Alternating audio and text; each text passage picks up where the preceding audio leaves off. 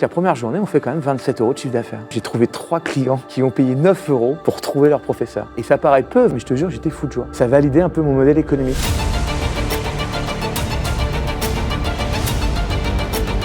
Dans tous les pays, quelqu'un va avoir besoin d'un prof particulier, en musique, en sport, en langue, en loisirs. C'est la meilleure façon d'apprendre. Donc vraiment, je crois très fort qu'on est en train de construire un truc incroyable. Vu qu'il y a énormément de chiffre d'affaires par rapport au nombre de collaborateurs, tu peux te permettre d'avoir les meilleurs chez toi, à l'endroit où tu as envie. Elle leur fait vivre une expérience de dingue. C'est tout ce que j'ai mis de bon, de meilleur. Mécaniquement, on devrait faire 500 millions, donc il faut qu'on les fasse. La vraie réussite, c'est d'avoir pu justement, avec ton ADN, le faire transpirer sur toute la société. Et puis ça se ressent. C'est mon plus grand déclic, pas de débat. Les signaux me disaient arrête, alerte rouge. Et qu'est-ce qui fait que tu continues? Parce que beaucoup de gens auraient abandonné. Je vais dire le secret. Bonjour et bienvenue dans ce nouvel épisode du Déclic. Encore une fois, très bien accompagné. Je suis ici avec mon ami Tang, cofondateur de Swiss Rock, qui est avec nous ici aujourd'hui. Comment tu vas? Très bien, et toi? Magnifique, superbe. Et avec Wilfried. Merci de me recevoir, c'est sympa. Eh ben écoute, avec grand plaisir, ça va être un super épisode. Wilfried, je vais rapidement te présenter comme j'ai l'habitude de le faire à chaque fois. On va le voir, encore une fois, un invité qui aura énormément de choses à nous partager. Les chiffres sont dingues également, l'histoire aussi. Wilfried Granier, fondateur et CEO de Superprof, une plateforme de mise en relation entre professeurs et élèves créée en 2013, aussi appelée le Airbnb du prof particulier. Aujourd'hui, Superprof, c'est quand même plus de 200 collaborateurs, 29 millions de professeurs dans 54 pays, plus de 100 millions d'élèves mis en relation, 44 millions d'euros de chiffre d'affaires en 2023, une projection à 60 millions en 2024 et une projection à 100 millions en 2025 avec 100 pays. C'est assez dingue, cette expansion. Quand tu le dis comme ça, moi aussi, ça me semble dingue. Mais écoute, c'est tout bon en tout cas. Magnifique. On a bien fait nos devoirs. C'est parfait. Lorsque tu crées Superprof en 2013, justement, aujourd'hui, c'est fou les chiffres qu'on évoque ici, etc. Est-ce que directement, tu as cette vision, tu as cette volonté globale d'aller révolutionner, si je peux me permettre, le monde de l'éducation ? Non, évidemment, c'est impossible. En fait, moi, si tu veux, ça part d'une bonne idée de base où je me dis, tiens, à l'époque, je suis dans l'immobilier, ce que je te disais, je vous racontais ça, et je découvre Airbnb. Donc Airbnb, je me dis, putain, c'est quand même incroyable. C'est l'idée de génie. Brian Chesky, il a eu quand même une idée de dingue. Il arrive à créer une communauté de confiance, et assez de confiance entre deux individus qui, à l'autre bout du monde, arrivent à se confier un bien très cher, leur appartement où ils habitent, donc avec les objets et compagnie. Donc je dis, c'est incroyable cette création de confiance. Donc je découvre ça, je me dis que c'est génial. Et à cette époque-là, moi, je veux me remettre à la guitare. Et je me dis, tiens, comment je fais pour trouver un prof de guitare? Et je me dis, est-ce que je vais à la boulangerie du coin où je trouve entre des petites étiquettes à un numéro de téléphone et je vais appeler un prof de guitare que je ne connais pas? Ou alors je vais sur Internet, sur le Bon Coin, trouver un prof de guitare entre une machine à laver et un camping-car. Il n'y a pas de qualité, on ne sait pas qui c'est. Et je me dis, tiens, je vais créer en fait le Airbnb du prof particulier. C'est-à-dire qu'une communauté de confiance, une communauté de professeurs triés sur le volet, avec des élèves... c'est pareil, qui vont être évalués par la communauté, et puis ils vont se mettre en relation, et là, tu vas pouvoir trouver le professeur de tes rêves. Donc ça part comme ça, d'une petite idée, tu vois. Et puis, rapidement, en fait, je phosphore, et je me dis, cette idée, elle est quand même prometteuse, et je me dis, et puis en plus, si je la lance, je la lance en plus comme Airbnb, c'est-à-dire que je la lance de façon internationale, et puis voilà, l'idée commence à germer, ça commence à grossir dans ma tête, et je me dis, ouais, là, je suis en train de créer peut-être la boîte de mes rêves, une boîte à impact dans l'éducation, une boîte internationale, ouais, là, je tiens peut-être quelque chose, et tu vois, c'est de proche en proche, en fait, que je me suis dit, ouais, ça vaut quelque chose, mais encore une fois, quand je lance Superprof, si tu veux, je me dis, bah tiens, si je fais 1 million de chiffre d'affaires et que j'ai une dizaine de personnes avec moi, j'aurais réussi ma boîte. Enfin, tu vois, j'ai pas de croyance en me disant, c'est une boîte qui va faire... Aujourd'hui, je dis que ça va faire 500 millions de chiffre d'affaires Superprof à horizon 5-6 ans, mais à l'époque, je me disais 1 million, déjà, ça serait le paradis sur Terre, tu vois. Et puis, en fait, la mayonnaise prend tellement, il y a tellement de gens qui adorent, la communauté de professeurs... Voilà. Et aujourd'hui, effectivement, c'est une boîte infinie, je pense. Mais ça vient petit à petit pour répondre à ta question. On en parlait rapidement justement du nom également, Superprof, du nom de domaine et de son histoire. Tout de suite, tu as cette idée du nom? Alors, quasiment. En fait, pour la petite histoire, je trouve le projet, donc Airbnb du prof particulier. Donc c'est super, j'en parle à un petit ami, à mes potes et tout. Mais pour parler d'un projet, je trouve qu'il faut avoir un nom. En fait, avant, sinon tu parles d'un concept, mais ça n'existe pas. Donc moi, j'avais besoin de trouver un nom. Mais le nom, je cherchais un nom. Et un matin, une fulgurance. Je me rappelle, je me dis, ah putain, Superprof. Mais c'est génial. Superprof, le mot super, c'est exactement ce que j'ai envie d'envoyer à ma communauté de profs. Vous êtes des super profs. C'est exactement ce que j'ai envie d'envoyer comme message à ma communauté d'élèves. Venez chercher un super prof. Le mot super, c'est un mot international qui marche dans tous les pays. Prof, à peu près aussi. Et je me dis, génial. Donc, je vais tout de suite sur pseudo, tu sais, pour voir les noms de domaine, s'ils sont pris et tout. Et je vois que le .com est pris, quoi.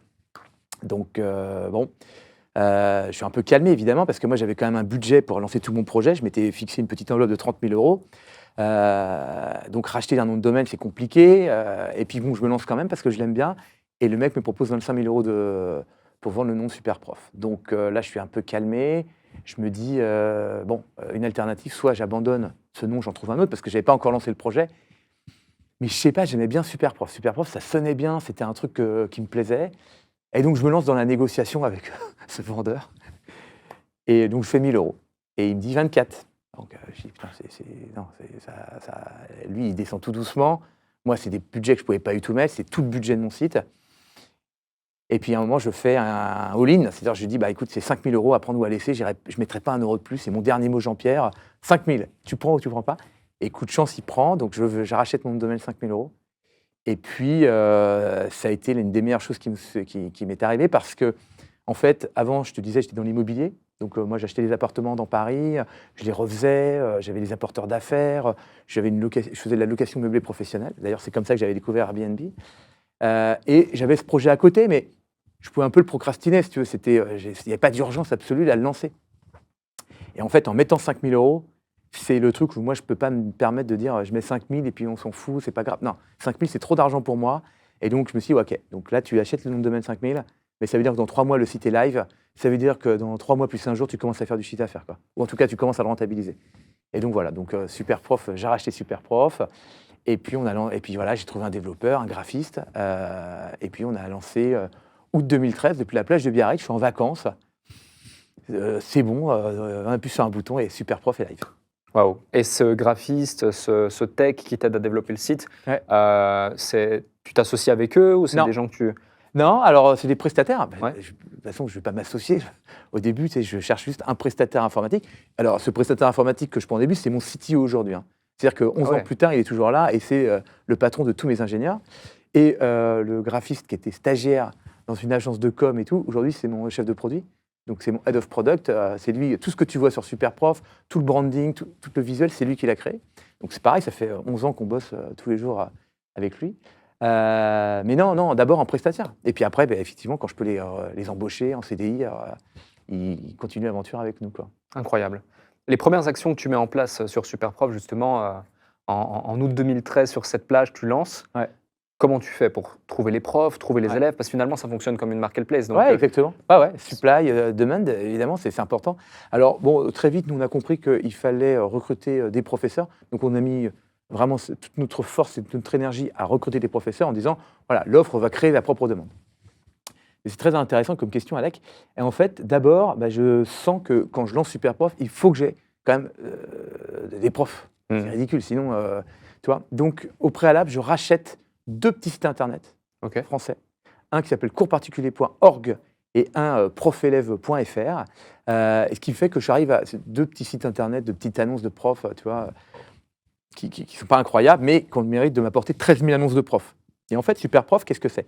Superprof, c'est un algorithme qui va permettre de mesurer la performance des professeurs, qui va mesurer l'interaction entre les professeurs et les élèves. Est-ce que l'élève, tu lui réponds vite? Est-ce que tu réponds à 100% des demandes? Est-ce que tu es bien évalué par la communauté? Est-ce que tu réponds rapidement? Tu vois, tout ça, on va mesurer pour faire en sorte que le professeur, en fait, les bons professeurs extrêmement rapides, qui ont des bonnes évaluations, remontent dans le moteur.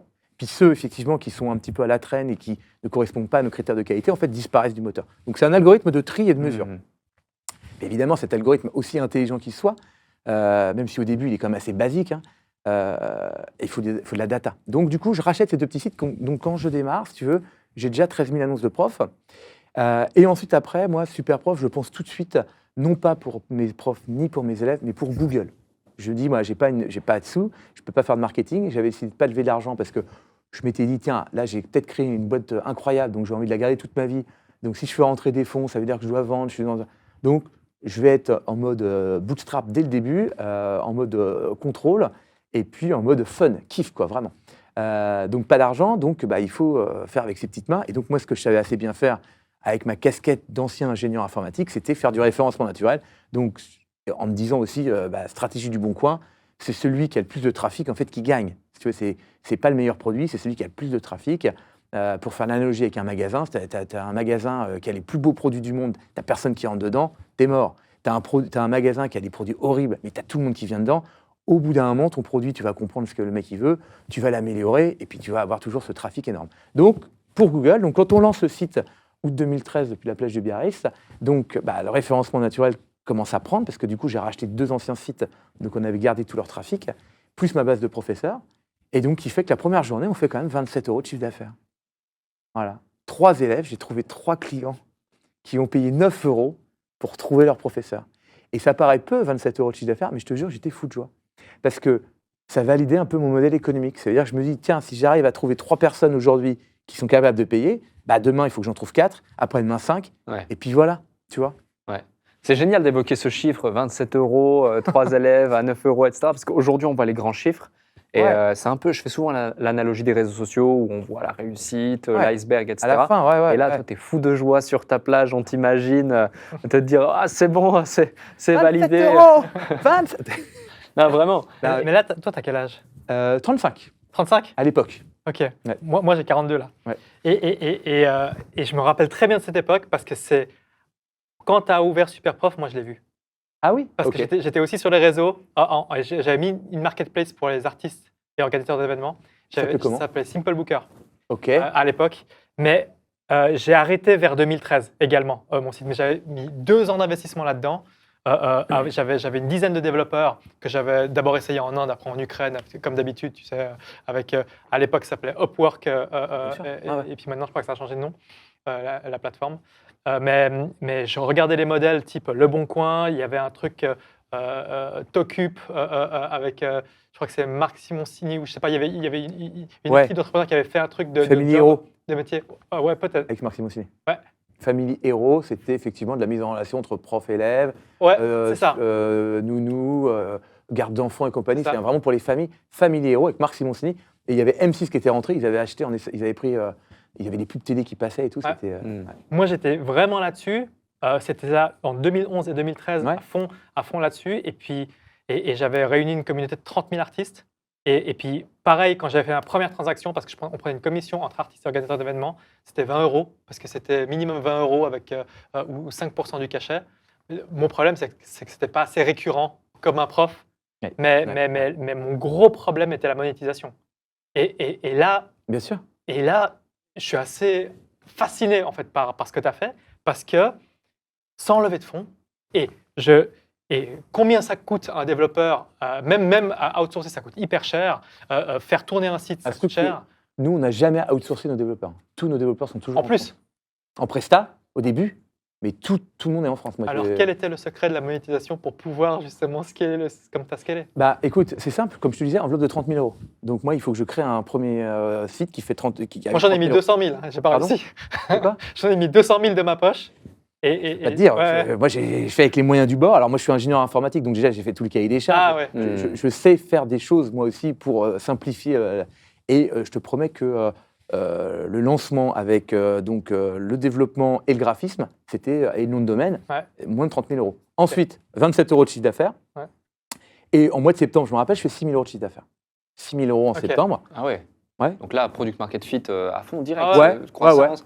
La rentrée de septembre. Ouais. La rentrée de septembre, c'est quand même le plus gros. Là, en ce moment, hier, on a fait notre plus grosse journée de chiffre d'affaires de Superprof depuis la nuit des temps. Parce que septembre, historiquement, c'est les grosses journées. Donc, en septembre, on passe de. Je crois que c'était le 10-11 août que je lance. Donc, je fais 27 €. Et puis voilà, 6 000 €. Et ben, qu'est-ce que je fais le mois d'après? J'ai 6 000 € à dépenser en développement. Et puis, je dépense 6 000 €. Et ainsi de suite. Donc, en fait, moi, si tu veux, ma boîte, elle est rentable dès le premier jour parce que je n'ai pas le choix. Moi, ce que je gagne, par contre, je réinvestis tout en développement. C'était ça mon credo. Et ensuite, après, si tu veux, il y a la confiance qui te gagne. C'est-à-dire qu'au début, tu dis, bon, OK, j'ai fait 6 000, mais là, dans 4 mois, je vais faire 20 000. Puis, donc, après, tu commences à dépenser un peu plus parce que tu fais de la croissance. La croissance, ça guérit quand même beaucoup de problématiques, de peur et compagnie. Donc, voilà, on s'est mis dans une position où on dépensait tout ce qu'on gagnait. Même des fois, 2 fois ce qu'on gagnait. Parce qu'on savait qu'on allait regagner par la suite. Et voilà comment j'ai fait depuis le début. Et puis surtout, pas de marketing. Pas de marketing, que du référencement naturel avec nos petites mains. Voilà. Et puis un truc qui nous a fait aussi bien jumper, parce qu'au début, là, je lance avec mes 2 petits sites, mais quand je lance, en fait, Superprof, il y a quand même un concurrent principal qui est numéro 1, qui a 180 000 annonces de cours, qui a tout le trafic sur toutes les requêtes. Tu tapais cours de maths, prof de piano et compagnie, qui était numéro 1. Ça faisait 6 ans qu'il existait. Et ce qui nous a fait décoller en France, vraiment, c'est j'ai racheté ce site-là. Ok. Comment tu fais pour acheter ce site-là, justement? Alors, comment je fais pour acheter ce site-là? Eh bien, écoute. En quelle année tu le rachètes? 2013. Comment tu fais? Non, mais je me lance. T'achètes 3 boîtes la même année. Ouais. 3 boîtes la même année. Excellent. Eh ben, comment je fais? Je le contacte par LinkedIn et je lui dis voilà, j'aimerais te racheter. Voilà mon numéro de téléphone, on s'appelle. Il m'appelle, on se contacte. Je lui dis bah, tu fais quoi? Il me dit bah, moi je suis ingénieur, je travaille à Cœur Défense. Je dis bah, tu fais quoi demain midi? Tu viens déjeuner avec toi? Très bien, je prends mon vélo, hop, je vais le voir. Et je lui dis écoute, c'est génial ce que tu fais. Moi j'ai un projet Superprof, Airbnb du prof particulier. J'ai envie de te faire une offre d'achat. Est-ce que tu serais partant? Il me dit ah, écoute, pas du tout. Bah, zéro. Non, moi, je veux m'associer avec toi, je trouve que ton projet est génial. Moi, c'est tout ce qui m'a manqué. Moi, j'ai créé une communauté de profs, d'élèves, j'ai des annonces, mais j'ai pas de marque, il n'y a pas vraiment de modèle économique. Là, tu m'amènes un truc, je veux m'associer avec toi. Ah, je dis, ouais, merci, c'est hyper sympa. Mais alors moi, la dernière chose que j'ai envie, c'est de m'associer avec toi. Parce que moi, tu as compris, j'ai ce petit projet à côté, j'ai envie de faire ce que je veux. C'est un truc en totale liberté. J'ai pas envie de un associé, c'est de la pression. Non, je veux pas m'associer. Puis surtout, je te connais pas, je m'associe pas avec un mec que je connais pas. Et puis voilà, et puis en fait, bah non, on se rend compte que il est très sympa, il est très intelligent, on boit une bière, et puis 2, puis on refait le monde, puis on rêve, et puis on se dit, putain, si on faisait ça et tout. Au bout d'un moment, je me rends compte, en fait, c'est mon associé, quoi. Enfin, il va le devenir. Et ce qui est marrant pour la petite histoire, c'est que c'est mon double lumière. C'est-à-dire qu'on a fait tous les deux des écoles d'ingénieurs. On a tous les deux bossé en conseil. Moi, j'étais chez Ernst Young, enfin chez EY, et lui était chez Capgemini, en faisant du conseil. On a tous les deux une passion pour les sites de mise en relation de profs particuliers. Donc, alors que, si tu veux, quand tu imagines ton associé, tu dis toujours, je vais trouver un mec complémentaire. Moi, je suis un peu le geek. Je vais trouver un mec de la communication, du marketing, et puis on va faire. Là, je rencontre un mec qui est comme moi. On est les deux mêmes. Bon, c'est comme ça. Et donc voilà, on finit par s'associer. On trouve un deal en part sociale. En fait, je rachète son site en part sociale. Donc, il devient associé de Superprof. OK. Il récupère 30% de Superprof. Et moi, je récupère l'intégralité de son site. On les fusionne. Et là, avec le référencement naturel, le trafic, le machin, Superprof, en janvier, puisque l'intégration est faite en décembre. En décembre, j'intègre ces 180 000 annonces, tout son trafic, les backlinks qui vont bien, tout le travail de référencement naturel, les R300 et compagnie. Et en janvier, notre chiffre d'affaires, il explose. On fait plus de 50 000 € de chiffre d'affaires en janvier. Et ça ne fera que... Donc, les 2 premiers sites d'annonces, Ouais. tu les achètes pour rien. Quelques milliers d'euros. Voilà. Ouais. Mais Mais vraiment rien. Tant qu'il faut que tu imagines qu'il y en a un coursparticulier.org. Je me retrouve donc face à un enseignant à la retraite qui avait monté ça. Mais le site, tu le verrais, c'est le Bon Coin en version moche, quoi. Enfin, tu vois, c'était vraiment un truc de petite annonce. Et il me dit, bah tiens, enfin, j'écris le contrat, parce que moi, je ne vais pas prendre un lawyer pour acheter un truc quelques milliers d'euros. Je lui fais un chèque, il me donne ça sur une clé USB. La clé USB, je la prends, je la mets sur mon ordi, je regarde, ah ouais, c'est bien, il y a bien la base de données. Enfin, tu sais, à l'époque, c'était comme ça. Les clés USB existaient encore, et j'achetais à quelques milliers d'euros. Et lui, par contre, non, c'était un peu plus juridique, parce que du coup, il devenait associé de la boîte. Par contre, petite anecdote, donc quand je le rencontre, il me dit, ah génial, on va s'associer, c'est super. Je dis, ouais, c'est top. Il me dit, par contre, j'avais une petite contrainte, c'est qu'à la fin du mois, je pars 1 an autour du monde. C'est prévu de longue date, j'ai fait un congé sans solde. Donc, dans 2 semaines, je ne suis plus là. Et je dis, écoute, c'est pas grave. Moi, de toute façon, j'avais prévu de te racheter. Moi, je sais parfaitement intégrer ta boîte. J'ai déjà fait 2 migrations. Pas de sujet, quoi. Donc, rendez-vous dans 1 an. Mais tu penses que dans 1 an, on pourra bosser ensemble? Je dis, j'espère, je croise les doigts, mais j'en sais rien. Est-ce que je suis capable de te payer un salaire d'ingénieur dans 1 an? Tu vois Et oui, avec grand plaisir, quand tu reviens, on verra, quoi. Et donc, il est parti, on s'est claqué la bise. On a fait un call. Quand il était en Colombie, à un moment, je le vois. On se parle, mais tu sais, on se parle de tout, sauf de la boîte, quoi. Parce que tu sais, en fait, quand tu pars autour du monde, en fait, t'es azimuté, t'es déconnecté, t'es en dehors complètement du business. Et tant mieux pour lui, voilà. Et donc voilà, et puis quand il revient, la boîte a explosé, on a des locaux, j'ai des collaborateurs, on s'est structuré, et donc il revient, il devient directeur général, et on vit 7 ans de parfait amour ensemble. Voilà, il a quitté l'aventure, hein, c'est pour ça que je dis ça, il y a quelques années. Mais ouais, c'est voilà, le début de Superprof. Et comment on a fait, en fait, sans argent. C'est-à-dire qu'avec 30 000 €, j'ai développé le site, j'ai racheté mes petits concurrents, Et puis, j'ai racheté en part sociale le numéro 1 qui m'a fait jumper. Hmm. Ah ouais. On dit souvent, lorsqu'on s'associe, justement, tu l'évoquais, qu'il faut être parfaitement complémentaires. Là, en l'occurrence, vous êtes Ouais. les deux mêmes. Les clones. Comment vous avez fait pour vivre en parfaite harmonie, comme tu l'évoquais, pendant 7 ans, justement? Alors déjà, parce qu'il est extrêmement sympa. C'est un très bon camarade, rationnel, cool, tu vois, tête froide, enfin, il est génial, premier point. Et deuxième point, on avait la chance en fait, de ne pas aimer faire les mêmes choses. Lui était très branché référencement naturel, finance, et moi je suis très produit. Lui, il déteste le produit, par exemple. Lui, refaire, repinailler, redessiner, refaire un logo, améliorer un taux de transfo, machin et tout, ça, c'est des trucs qui l'agacent. Par contre, il s'est déroulé du référencement naturel, lancer des sites, faire des migrations, donc ça, il est très bon. Donc, en fait, on n'aimait pas faire la même chose. Donc, ce qui faisait que c'était génial, parce que moi, je vivais ma vie parfaite avec mon produit, et lui, il vivait sa vie parfaite avec son référencement naturel, qui sont un peu les deux gros cœurs de réacteur de Superprof, c'est-à-dire le trafic maximal et le produit pour que les gens, effectivement, les transforment facilement et apprécient Je suis pas sûr l'expérience. qu'aujourd'hui ça marcherait comme ça, vu que c'est tellement développé Internet. Je me rappelle qu'à l'époque, Ouais. c'était tellement océan bleu dans Ouais. tout ce qu'on ouvrait comme ça. Ouais, je suis d'accord. Tu pouvais aller par Bien sûr, itération. Aujourd'hui, si tu démarres pas avec 1 million, Ça, c'est vrai. Ça, c'est vrai. tu Tu as fais raison, rien. Tanguy. Ouais. Tu as raison de le rappeler. C'est vrai que moi, à l'époque, je me rappelle, avec mes petites mains, j'allais sur les annuaires de référencement naturel. J'allais sur WebRank Info, je regardais les top annuaires. Et sur les annuaires, je créais mes petits liens, je créais mes contenus. Ouais. Et puis, j'avais du backlink. Et puis, tu vois, maintenant, c'est plus possible. C'est des Mhm. stratégies. Et puis, le SEA aussi, à l'époque, c'est démarré. Alors, Google ne démarrait pas, mais le SEA, le SEO encore avait une place importante. Mhm. Aujourd'hui, le SEO, c'est de moins en moins important sur les recherches. Mhm. Moi, j'ai commencé aussi, on faisait 60% de notre trafic sur desktop. Donc, le SEO sur desktop aussi était très puissant. Quand tu tapes une requête prof particulier de maths, bah, tu as le SEO, tu as les résultats naturels, les gens cliquaient, ils nous voyaient. Aujourd'hui, les gens, ils tapent prof particulier, mais sur mobile, 75% de notre trafic, c'est sur mobile.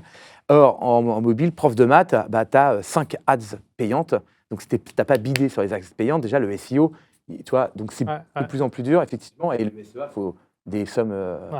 astronomiques. Je me rappelle à l'époque, sur Facebook, tu pouvais Ouais, inviter des amis exactement. à l'infini. Oui, Ouais. Toute la journée, et sur mobile, c'était pas bloqué, ils ne te limitaient pas. Donc, toute la journée, moi, j'étais en train de cliquer pour inviter des gens. Et puis, on est monté à 30 000 artistes juste en cliquant comme ça. Aujourd'hui, au bout de 100, ils te bloquent. Ils disent dans une semaine, recommencer. C'est plus possible de faire la non, même je chose. sais.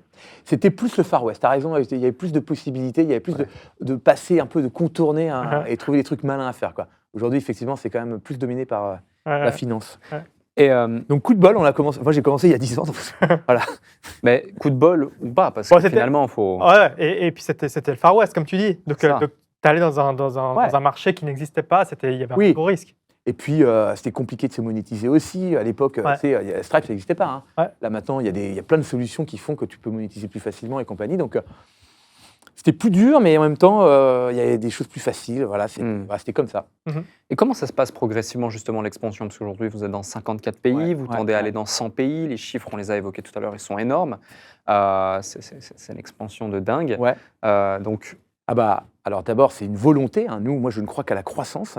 C'est mon premier indicateur. C'est tous les matins, je regarde la croissance du chiffre d'affaires que j'ai fait par rapport à l'année dernière. ok. C'est-à-dire Donc que ce matin, tu t'es bien réveillé, par exemple, vu qu'hier, c'était une journée... Ouais, alors je me suis bien réveillé, c'est le top en termes de chiffre d'affaires. Hier, on a fait 162 000 euros de chiffre d'affaires en une journée, mais je trouve que la croissance est un petit peu molle, puisqu'on a fait 32% de croissance hier. Tu vois, 32, moi je suis plus habitué à 50, donc on aurait dû faire encore plus. Voilà. Mais après, je suis content, mais c'est mon rôle aussi de ne pas me dire, ah, ça y est, c'est génial, on est arrivé. Moi, je surveille la croissance, et quand je fais moins de 50%, globalement, je ne suis pas content. Bref. Donc c'est ça que je surveille. Donc, et c'est très important en fait, de surveiller la croissance parce que en fait, ça guérit tous les problèmes. C'est-à-dire que tous tes problèmes de trésorerie, tous tes problèmes d'ambition sont guéris par la croissance. Plus tu grossis, plus ton chiffre grossit, et bien plus tu as confiance en toi, plus tu rêves grand, plus tu as envie de faire plus de choses. Et c'est étonnant, des fois, il y a plein d'entrepreneurs qui ne regardent pas ce truc-là. Moi, je ne comprends pas. En plus, c'est mathématique, c'est facile à suivre, tu vois. Tu fais plus ou tu fais moins, c'est quoi ta croissance par rapport à l'année dernière ou par rapport au mois d'avant. Enfin, peu importe ton indicateur de comparaison, mais c'est facile, il suffit que tu fasses plus, tu vois, c'est tout bête. Mais par contre, pour faire plus, il faut le surveiller, il faut le regarder, il faut le mesurer. Tu n'améliores que ce que tu mesures. Donc voilà. Donc non, mais l'expansion internationale, en fait, dès le début, en fait, si tu veux, je veux faire de la croissance, je veux faire grossir mon chiffre. Donc évidemment, il faut améliorer la France, il faut améliorer le chiffre d'affaires, il faut améliorer le trafic, mais évidemment, il faut le dupliquer dans d'autres pays. Et donc, au bout d'un an, une fois qu'on a validé un peu le modèle économique, qu'on a trouvé les bonnes routines, les bons trucs, on attaque l'Espagne Hmm. au bout d'1 an. Et on va revenir sur la croissance, sur le modèle, sur plein de questions que j'ai par rapport au scale, qui est juste dingue. C'est un exemple de scaling, Superprof. Mais finalement, est-ce que Superprof répond à une problématique liée, par exemple, au modèle traditionnel d'éducation, l'éducation nationale, Oui. etc., où il vient supplémenter la chose? C'est une question que je me pose. On n'est pas en opposition avec l'éducation nationale. Si tu veux, l'éducation nationale, elle fait un travail de masse. C'est-à-dire on a les mêmes profs. Pourquoi nos profs, ils sont incroyables chez nous? Pourquoi l'éducation nationale, on se plaint des professeurs de l'éducation nationale? C'est les mêmes, tu vois. Simplement, c'est pas la même relation. Le professeur de l'éducation nationale, nous, on les rencontre tout le temps, on voit ce qu'ils font. C'est dur. Ils arrivent dans une classe de 30 personnes, ils ont de la discipline, ils ont 5 élèves qui comprennent rien, 5 élèves qui ont tout compris, ils font dans le ventre mou. C'est dur, tu vois. En cours particulier, c'est fabuleux. En cours particulier, ils ont un élève ultra motivé, qu'ils aident, ils voient la relation, c'est la relation coach-mentor. Tu vois, c'est quand tu as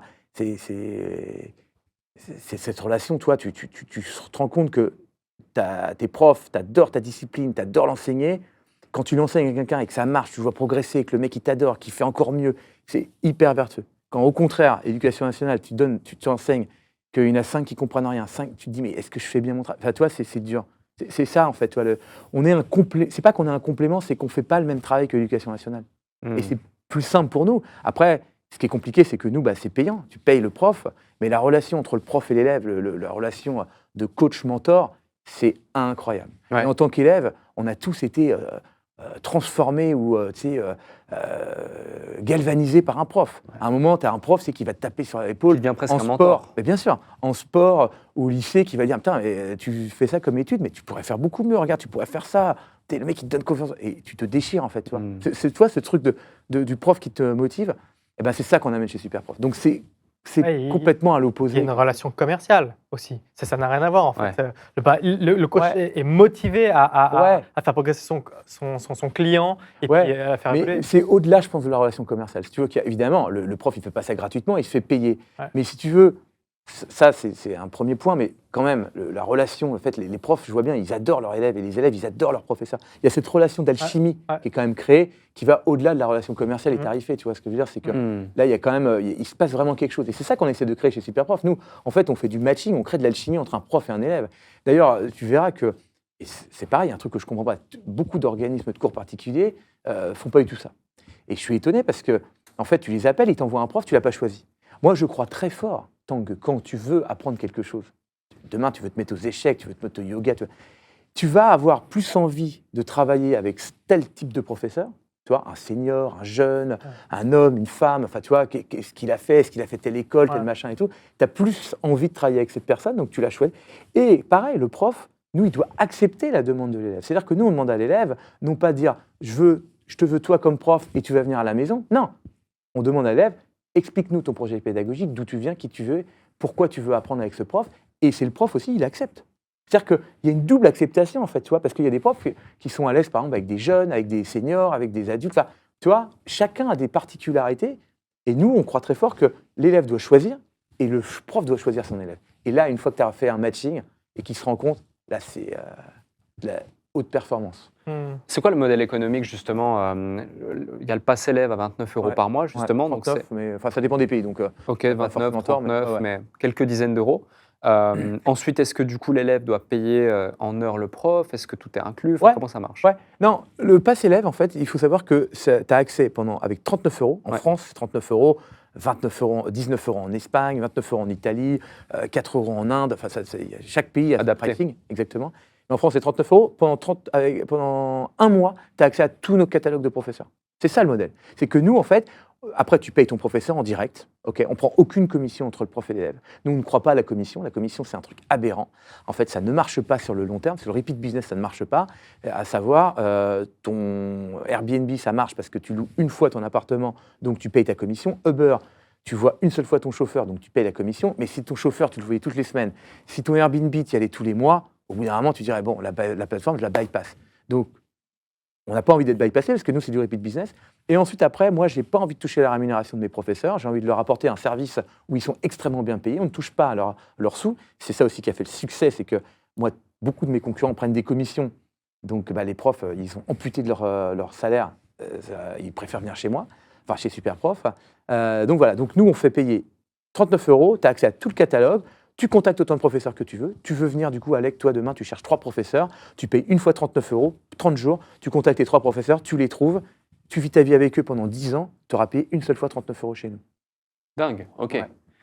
Et est-ce que du coup, ça vient pas, entre guillemets, à l'opposition d'une croissance aussi dingue que vous voulez aller chercher, de couper ce truc de récurrence? Parce que moi, le premier truc que je me dirais, c'est comment faire en sorte que Ouais. Alec, en l'occurrence, il paye 39 € tous les mois pendant ces 10 ans.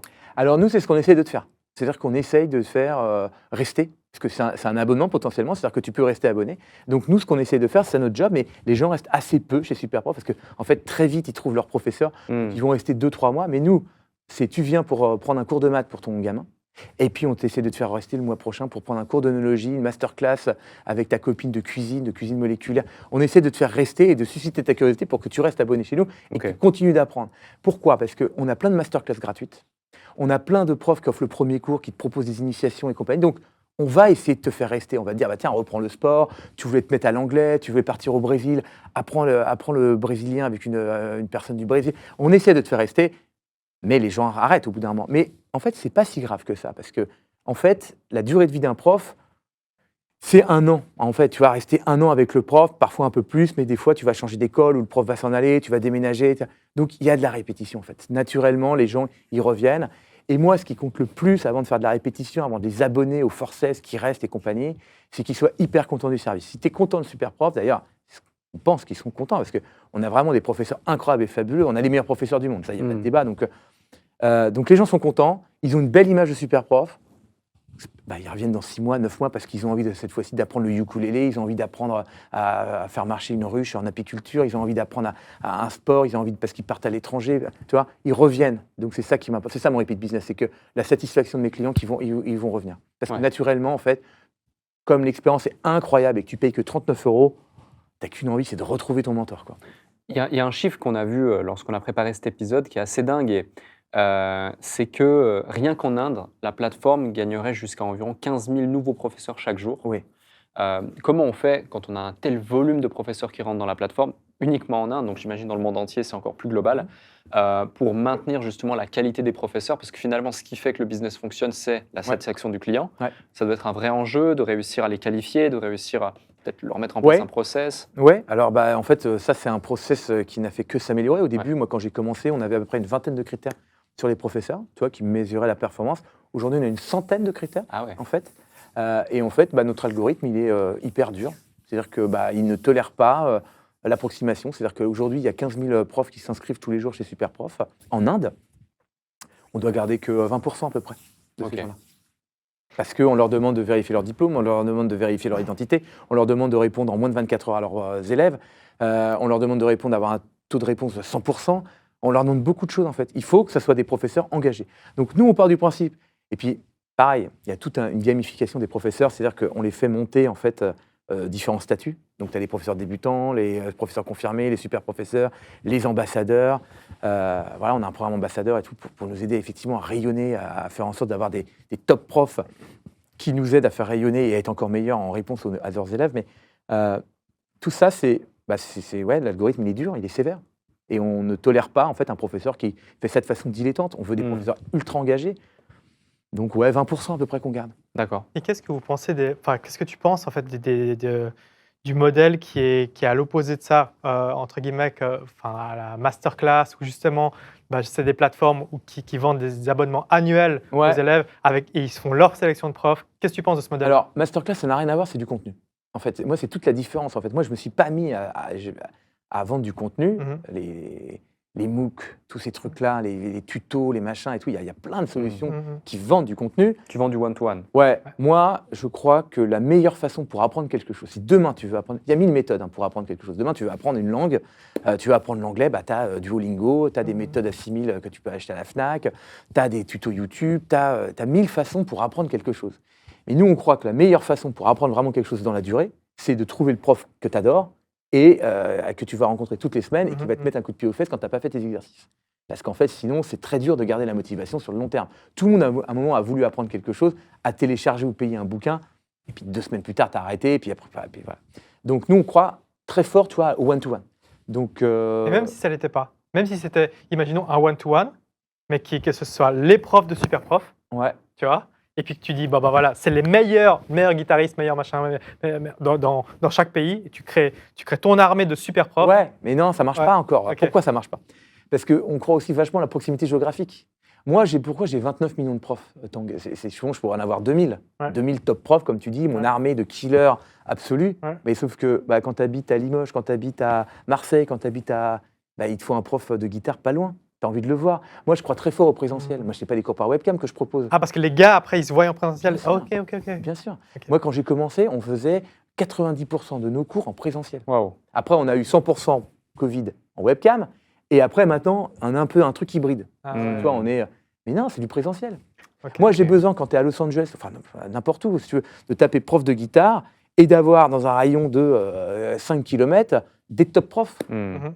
Donc, Du coup, moi, en tant que... C'est pour ça que j'en veux beaucoup, beaucoup. Et en Inde, si tu Ouais. veux, pourquoi j'en ai 15 000 par jour? Parce que l'Inde, c'est un pays Énorme. immense. Ouais. Donc en tant qu'élève, je peux très bien me dire, par exemple, je peux avoir un prof à Los Angeles, Oui. depuis la France, depuis Oui. la Suisse, depuis Oui, où c'est ça je qui veux, est génial. mais Ouais. je peux aussi avoir un prof Ouais. à 100 mètres. Exactement. Ok. Tu choisis, en fait. En fait, encore une fois, on croit très fort au choix. Hmm. L'élève, il choisit ce qu'il veut. L'élève, il sait ce qu'il aime. Est-ce qu'il veut un prof de top université ou un prof dans un pays ou qu'est-ce qu'il veut? Il sait. Est-ce qu'il veut un cours par webcam ou est-ce qu'il veut un cours à côté parce qu'il est plus à l'aise avec quelqu'un qui voit? Et puis ça dépend de la matière. Il y a des matières qui se prêtent bien à la webcam et d'autres un peu moins. Un coach sportif, prof de yoga, évidemment, ça va pas se faire par visio. Mais il y a d'autres matières, les langues, des fois les maths et compagnie, tu vois. Et puis, pareil, ce qui est génial avec Superprof, c'est tu habites à Limoges, mais tu es en train de préparer une école, tu es en train de préparer HEC, tu es en train de préparer un truc, et tu veux un prof d'HEC. Tu n'en as pas à Limoges. Hmm. Et du coup, tu peux prendre un prof par webcam avec un mec qui est à Paris. Du coup, les gars, ils peuvent choisir leur prix. Oui, chacun choisit son prix. Parce T'as que déjà vu des trucs délirants, genre un mec qui dit, voilà, moi c'est. les profs de poker à 200 balles de l'heure. Ouais, ça de c'est pas poker, délirant, mais un mec qui Ah dit non, que je ouais. suis à 10 000 balles de l'heure et ça close. Ah non, j'ai jamais vu. Non. Non, alors il y aurait des alertes quand même sur des gens qui mettraient si cher, mais Ok. j'ai vu de 200 balles de l'heure, ça se fait, Ouais. 150 balles la demi-heure, ça se fait sur des... Mais non, j'ai pas vu plus, pas d'aberration. C'est pas pour toi, Alec, alors. Mais, Moi, je suis pas un prof.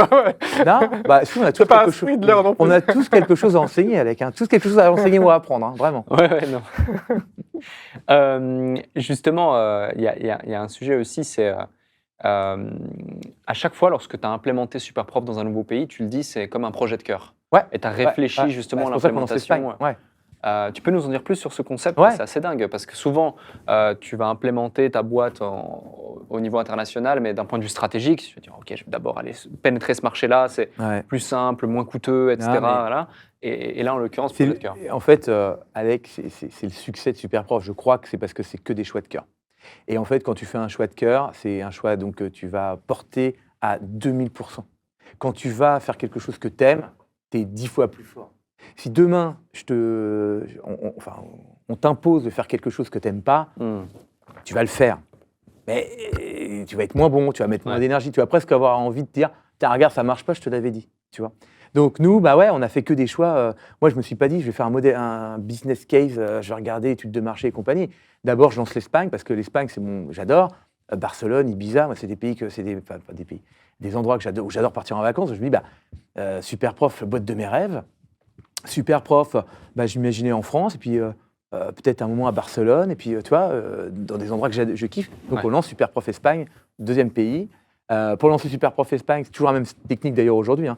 On recrute un natif du pays. En fait, Superprof, ce n'est pas une boîte internationale, c'est une boîte multilocale. C'est-à-dire qu'on a 54 pays aujourd'hui, mais 54 pays où c'est une expérience très locale. Si tu es sur le Superprof mexicain, tu es superprof.mx, tu as une expérience mexicaine avec que des gens du support mexicain. Tout est écrit en mexicain. Le système scolaire, c'est le système scolaire mexicain. La façon de chercher géographique, c'est par quartier mexicain. Enfin, tout est tordu. En fait, le natif du pays, en fait, le mec qui connaît bien son pays, il va tordre le site pour en faire une expérience très locale. Pour que tu aies l'impression, en fait, quand tu es sur tu es sur une boîte mexicaine, en fait, pas du tout française. Tu vois. Ok. Donc, il nous faut un natif. Donc, c'est le premier truc qu'on fait. Et donc, du coup, quand on lance l'Espagne, on dit, on faut un natif. Donc, qu'est-ce qu'on fait? Comme on n'a pas d'argent et qu'on ne sait pas comment recruter, on va dans notre base de professeurs et on tape professeur d'espagnol à Paris, native. Et on a une trentaine de profs. On regarde et on recrute Eva. qui était une prof chez nous, qui avait suivi son mec, en fait, qui était parti en France à Paris. Elle n'avait pas de boulot, elle était linguiste. En attendant, elle donnait des cours. En plus, c'était une super prof. Et un jour, on l'appelle, on dit, bah, tiens, ça te dirait de devenir la patronne de l'Espagne? Et donc, elle vient, et puis on a attaqué l'Espagne comme ça, depuis Paris, toujours. Hein. Nous, pourquoi je dis à chaque fois que j'ai une équipe incroyable, fantastique, et c'est vrai, c'est parce que toutes les nationalités sont à Paris. Si tu veux, là, tu viens dans mes bureaux, tu as Norvégien, Péruvien, Colombien, Mexicain, Turc, Indonésien, enfin, tu as toutes les nationalités. Au même endroit. Au même endroit. Ouais. Et ça fait une auberge. USA, Chine. Bien sûr. USA, Chine, Canada, on a tout, oui, Italie, Espagne, tous nos pays, 54 pays, on a 39 exactement natifs ici, parce qu'il y a des pays un peu, l'Irlande, c'est géré par l'Angleterre et compagnie, mais ouais, non, on a toutes nos nationalités. Mais développer des pays comme justement US et Chine, Oui. ça demande un budget pharaonique. Alors, oui, c'est vrai, Ouais. tu as raison. Alors là, pour te raconter tes 200 000 euros que tu dépensais, tu n'as pas réussi. Moi, j'ai dépensé entre 300 et 400 000 euros par an pendant 6 ans aux États-Unis, Ouais. sans gagner 1 euro. Ouais. À fond perdu, poubelle, Ouais. 300 000, poubelle, 300 000, Ouais. poubelle, tu vois. Et aujourd'hui, c'est le deuxième plus gros pays, les US. Ok. Aujourd'hui, à peu près, on fait 10% de notre chiffre d'affaires en France. On doit faire 8% de notre chiffre d'affaires aux États-Unis. À la fin de l'année, ce sera notre plus gros pays, ok, parce qu'il y a une traction de dingue, Ouais. qu'on a mis 6 ans avant de gagner $1, Ouais. mais que maintenant, depuis 2 ans, là, c'est incroyable comment c'est en train de monter. Donc ça va dépasser la France. En plus, il y a une profondeur de marché incroyable, il y a beaucoup plus d'habitants, hein, ils sont beaucoup plus riches. Enfin bref, c'est l'Eldorado, les États-Unis, évidemment. Mais pour le pénétrer, ça a été à fond perdu. Et ça, c'est un truc, tu vois, encore une fois, choix de cœur et pas rationnel. Pourquoi? Parce que moi, je rêve de vivre en Californie. Tu me parlais tout à l'heure de Los Angeles et que tu avais raté une invitation à dîner. Et moi, tu m'appelles demain, je vais dîner à Los Angeles. Je kiffe trop ce pays, j'adore la météo, le mindset, l'esprit de rêver incroyablement grand. Ouais. Alors, je pense que la France me manquerait énormément parce que moi, il y a un lifestyle parisien que j'aime bien et tout. Puis j'ai mes amis, ma famille, mes racines. Je ne suis pas un Américain. Mais vivre quelques années, 1 ou 2 ans aux États-Unis, ça serait une expérience pour moi de dingue. Parce que c'est très kiffant, c'est très galvanisant. Et donc, voilà, on a lancé les US, on a à fond perdu. Et pareil, c'est parce que j'ai pas de fonds aussi que j'ai réussi à faire ça. Donc, tout le monde nous dit, ah, les fonds, si on n'a pas de fonds, on ne peut pas aller plus vite. Si tu veux accélérer, il te faut des fonds et compagnie. Mais c'est une idée reçue, en fait, parce que personne ne l'a contredit et que les fonds, ils sont très contents de dire, si tu veux aller plus vite, il faut lever de l'argent. Mais c'est faux. Moi, j'aurais levé de l'argent, j'aurais dépensé 300 000 la première année, on m'aurait dit, oh, fais gaffe la deuxième. J'aurais dépensé 400 000 la deuxième année, on m'a dit, la troisième, c'est soit tu fais du chiffre, soit tu t'arrêtes. Et la troisième à fond perdu, les fonds, ils m'auraient dit, écoute, tu stoppes les US, tu te remets sur ton marché domestique, la France, tu fais les UK, à la rigueur, l'Allemagne, la France, et puis quand tu seras plus grand, tu iras aux US. Tu vois. Sauf que j'ai insisté, et tu dis, aujourd'hui, c'est mon deuxième plus gros marché qui va devenir le numéro 1. Ouais. Est-ce que tu avais quand même des signaux, tu vois, des signaux du marché, même des signaux faibles, qui viennent te dire... Aux US Ouais, aux US, c'est bon. Tous les signaux me disaient, arrête, alerte rouge, red alert. Et qu'est-ce qui fait que tu continues? Parce que beaucoup de gens auraient abandonné. Outre les fonds, etc., mais beaucoup de gens auraient abandonné. Mon amour des US, mon amour de vouloir vivre là-bas. Encore une fois, le cœur. Ben ouais, mais vraiment, parce que je rêve d'aller là-bas, donc je me suis dit, c'est pas possible. On a fait toutes les erreurs du monde aux US. Mais toutes, on a fait plein de bêtises. On a recruté la mauvaise personne au début pour démarrer. C'est un marché extrêmement dur en termes de coût d'acquisition. Si tu veux, moi, quand j'achète un prof, on va dire en moyenne en Europe 3 euros et dans les pays émergents 1 euro, j'ai commencé à $28 le prof. Toi aux US, alors qu'on est bootstrappé, on n'a pas d'argent, donc $28. Ensuite, après, moi, je pensais être pas trop mauvais en SEO, comme je te disais, SEO, on se débrouille et tout. Ouais, sauf que je suis champion de basket avec mon équipe de Limoges, champion de France. Et puis d'un seul coup, je vais attaquer la NBA, quoi. Les mecs, ils m'ont pas attendu pour être bon en SEO. Ils ont 10 ans d'avance sur moi. Moi, je croyais pas être trop mauvais, mais aux US, je me suis rendu compte que j'étais en fait loin d'eux, parce qu'ils sont Google friendly, ils ont pris toutes les positions, tous les backlinks. Donc, nous, quand on arrive dans un pays, tu vois, spontanément, le SEO, il fait assez bien son travail. Il n'y a pas beaucoup de concurrents. Et avec notre savoir-faire, on arrive très vite à prendre le marché. On a attaqué le Portugal. Très vite, on est devenu numéro 1 en Portugal parce que on a des bonnes stratégies de SEO. Aux US, c'est impossible. Est-ce que je suis curieux, hein, mais les types de profs dans les pays qui marchent le mieux, c'est les mêmes ou pas? Non. Alors, il y a un top 20 qui est global. Ouais. Mais non. Et par exemple, nous, en France, les maths, c'est vraiment notre bête noire, donc c'est notre top numéro 1. Mais les maths, dans les autres pays, c'est pas du tout numéro 1. L'anglais, c'est beaucoup plus puissant, tu vois. Piano, ça peut être plus puissant. Guitare aussi, tu vois. Ouais. Ça dépend des pays. Mais on va dire que dans le top 20, c'est un peu toujours les grosses matières. les musiques, le coach sportif. Aux US, on est très étonné, c'est de voir la crypto-monnaie. La crypto-monnaie, c'est dans le top 10 en ce moment. Ah ouais. La crypto-monnaie, c'est extrêmement demandé. C'est pas arrivé encore en Europe. Je pense qu'ils ont un peu d'avance sur nous, avance de phase. Crypto-monnaie, ChatGPT, IA, tout ça, c'est très tendance. Ah ouais. Nous, pas trop. Les cours de natation l'été, c'est un blockbuster chez nous. Tout le monde veut prendre des cours de natation. Donc, en plus, il y a des saisonnalités toi, en fonction des matières et en fonction des pays. Mais je pourrais te faire la liste des 54 pays dans tous les pays. L'Angleterre, par exemple, l'Espagne, les cours d'anglais, c'est un blockbuster absolu. Quoi. Ouais, Pas parce chez- qu'il y a plus de 1200 matières, c'est ça 2000. 2000. Ouais, on a toutes les matières. C'est tout ce que tu veux apprendre, des cours de conduite, du coaching, formation professionnelle, coaching en séduction, même on a, tu vois. On a toute forme de coaching, toute forme d'apprentissage, tout ce que tu as envie de... T'as un métier dingue. Ah, c'est gentil. C'est vrai, non, je sais. Ouais. J'ai trop de chance. Ouais. Non, j'ai beaucoup de chance. Et non, pour finir les US, donc, pareil, on a... Donc, en fait, pourquoi notre erreur? C'est qu'on recrute, en fait, comme d'habitude, une country manager locale, native, mais junior, parce qu'on n'a pas de sous, donc on recrute quelqu'un, tête bien faite, une petite école d'ingénieur ou école de commerce et tout. Sauf que la jeune fille qui est arrivée, qui s'appelle Misha, qui est une fille géniale, qui venait de Boston et tout, elle est arrivée, c'est le mur de 100 mètres de haut, quoi. C'est-à-dire que les coûts d'acquisition, c'est $28, donc elle ne peut pas acheter.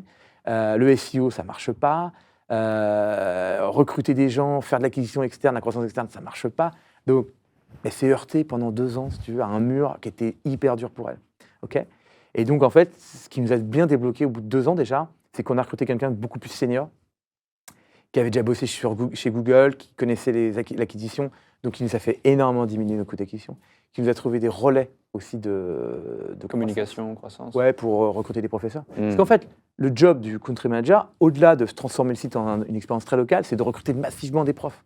Donc, il y a plein d'astuces. Le référencement naturel, l'acquisition méta, les partenariats avec les universités, les job boards et la croissance externe.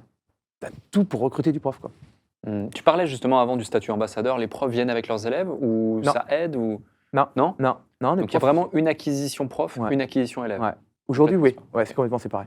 Ah ouais. Non, les profs, en fait, ils vivent leur vie de façon indépendante, hein, avec leurs élèves, via la plateforme ou pas. Hein. Mais les profs n'apportent pas d'élèves. C'est dingue. Et ça serait une chose qu'on pourrait imaginer, effectivement, de dire que on pourrait imaginer, tu vois, comme quoi le produit, c'est vraiment infini. Ça, c'est une feature, ce qu'on n'a pas. C'est-à-dire qu'effectivement, le prof, il pourrait dire, bah, tiens, j'ai un élève qui n'est pas passé par Superprof, mais j'aimerais l'intégrer à mon système de booking, de paiement et compagnie, et le rajouter au système. Comment tu vois l'évolution de l'éducation dans les prochaines années? Oh, bah, bonne. Bonne, parce que je crois quand même qu'on fait un travail quand même assez bon, encore une fois. On a mis en relation plus de 100 millions d'élèves. Je crois très fort que l'éducation, quand même, ça a un impact assez positif sur le monde. Si tout le monde était plus intelligent, plus à l'écoute, tout le monde serait beaucoup plus tolérant. En fait, c'est la peur de l'autre qui crée beaucoup de haine et compagnie. Donc l'éducation participe effectivement à cet apprentissage. Et non, et puis bah, je vois que de plus en plus de personnes utilisent le service. Et si tu veux, à un moment, les gens, ils ont besoin d'apprendre. Et moi, je trouve que leur faciliter l'accès, c'est pour ça que d'ailleurs, un de mes objectifs, c'est d'être présent dans tous les pays du monde. Là, on disait en 2025, 100 pays, mais en fait, 2030, ça sera dans 200 pays, enfin dans tous les pays du monde. Parce qu'il est important qu'on puisse trouver un prof à côté de chez soi ou une façon d'apprendre. Quand tu es dans n'importe quel pays, tu as envie d'apprendre quelque chose. Je trouve que te fournir un prof devant ton ordinateur et que tu peux le contacter dans la minute, à des prix aussi, pareil, défiant toute concurrence.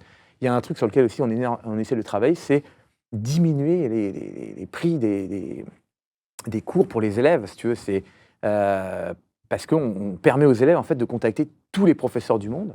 Donc, si tu as les moyens, tu peux prendre un professeur français qui a fait Henri IV et donc il va venir chez toi, qui va te donner un cours de maths. Mais tu peux aussi très bien imaginer que tu as moins les moyens et que tu vas prendre quelqu'un qui est excessivement bon en maths depuis Casablanca et qui va donner des cours par webcam et tu vas payer 5 fois moins cher. Tu vois, on a envie en fait, de proposer à tout le monde.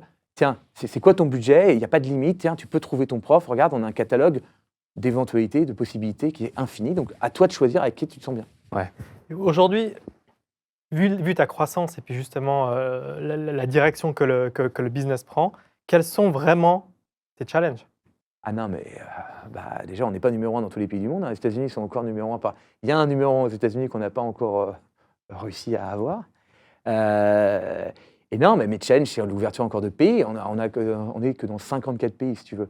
On a lancé la Chine, tiens, tu rebondissais tout à l'heure. Alors, on a mis quand même du temps, on a mis 10 ans. Hein. C'est pour nos 10 ans qu'on a lancé la Chine. Alors, les US, c'est dur. La Chine, c'est impossible. C'est encore plus dur. Mais on l'a lancé, donc voilà. On a recruté 3 personnes, une ancienne de Baidu qui a fait 10 ans chez Baidu. C'est pareil, là, on a appris de nos erreurs aux US. On a appris tout de suite de quelqu'un d'extrêmement senior. Et la Chine, ouais, c'est un défi parce que il faut pour recruter des professeurs, c'est compliqué parce que l'entité est complètement verrouillée de là-bas. C'est-à-dire que c'est dans le pays, tous nos serveurs, on a tout refait. On a refabriqué un Superprof avec des applications pour WeChat et compagnie. Enfin, on a refait un Superprof dédié uniquement à la Chine. Voilà. Mais pour répondre à mes défis, non, vraiment, l'amélioration du produit, l'amélioration de la qualité de nos professeurs, ça, c'est des défis permanents et tous les pays du monde.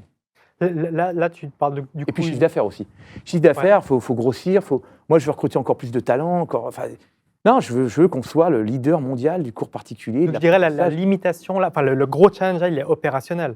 Parce que j'imagine que là, du coup, vu les chiffres que tu as, demain, tu peux lever comme ça pour développer un pays assez facilement. Oui, mais on ne veut pas lever. Parce que ça ne sert à rien et puis que le défi, il est opérationnel. Qu'est-ce qui fait que tu ne veux pas lever et que tu veux vraiment… Les libertés. Ok. Liberté totale, le kiff. Moi, tu as compris, hein, je suis quelqu'un qui a envie de kiffer. Donc, depuis le début, devoir expliquer à un board pourquoi j'ai fait ça, c'est pas moi, ça, je ne sais pas le faire. C'est pareil. Les fonds, je me suis posé la question au début. Hein. C'est-à-dire qu'à un moment, effectivement, aujourd'hui, ça va, la trésor. Mais à un moment, moi, on était négatif tout le temps. Enfin, c'était parce qu'on était en culbute avant, parce qu'on prenait des risques, parce qu'on avait envie d'y aller. La trésor, ça tirait la langue. En plus, on faisait des acquisitions, on faisait des crédits vendeurs pour acheter des boîtes. Enfin, bref, on a dû jongler. À un moment, et donc, on s'est posé la question, est-ce qu'on lève des fonds? Et puis, on ne l'a pas fait, encore une fois, parce qu'on s'est dit, non, la liberté, c'est plus important que tout, quoi. Et oui, lever des fonds aujourd'hui, ça serait probablement possible, j'en sais rien, mais ça changerait complètement la dynamique de la boîte. C'est pas moi, je ne sais pas le faire. Moi, ça fait 11 ans que je suis comme ça. Faut que tu imagines, on est une bande de potes, on est une bande de camarades, on a des galères toute la journée et on les résout avec des bouts de ficelle. On est habitué comme ça à travailler avec des bouts de ficelle. Si demain, j'avais argent infini et deep pocket, je ne saurais même pas comment faire. Tu vois, c'est pas notre mindset en fait. Moi, j'aime bien le mindset bricole, quoi. Et donc oui, par contre, moi, je crois que Superprof devrait faire 500 millions de chiffre d'affaires. En fait, c'est tout con. Hein. Tu prends la France comme référentiel. La France fait tant. Tu dis, le UK devrait faire pareil. L'Espagne, 80% de la France. Les États-Unis, ça devrait faire 5 fois la France. Le Canada, ça devrait faire 80. Et tu descends comme ça les 54 pays. Tu arrives à 500 millions de chiffre d'affaires. Tu vois, donc, En restant sur 54 en plus. Ouais, on reste sur 54. Mais tu vas pas sur, après, 100... on a fait les 54 plus gros, on va dire. Ouais. Il y a un sujet également que j'ai envie d'évoquer avec vous deux, finalement, puisque vous avez tous les deux plus ou moins 200 collaborateurs dans vos boîtes respectives.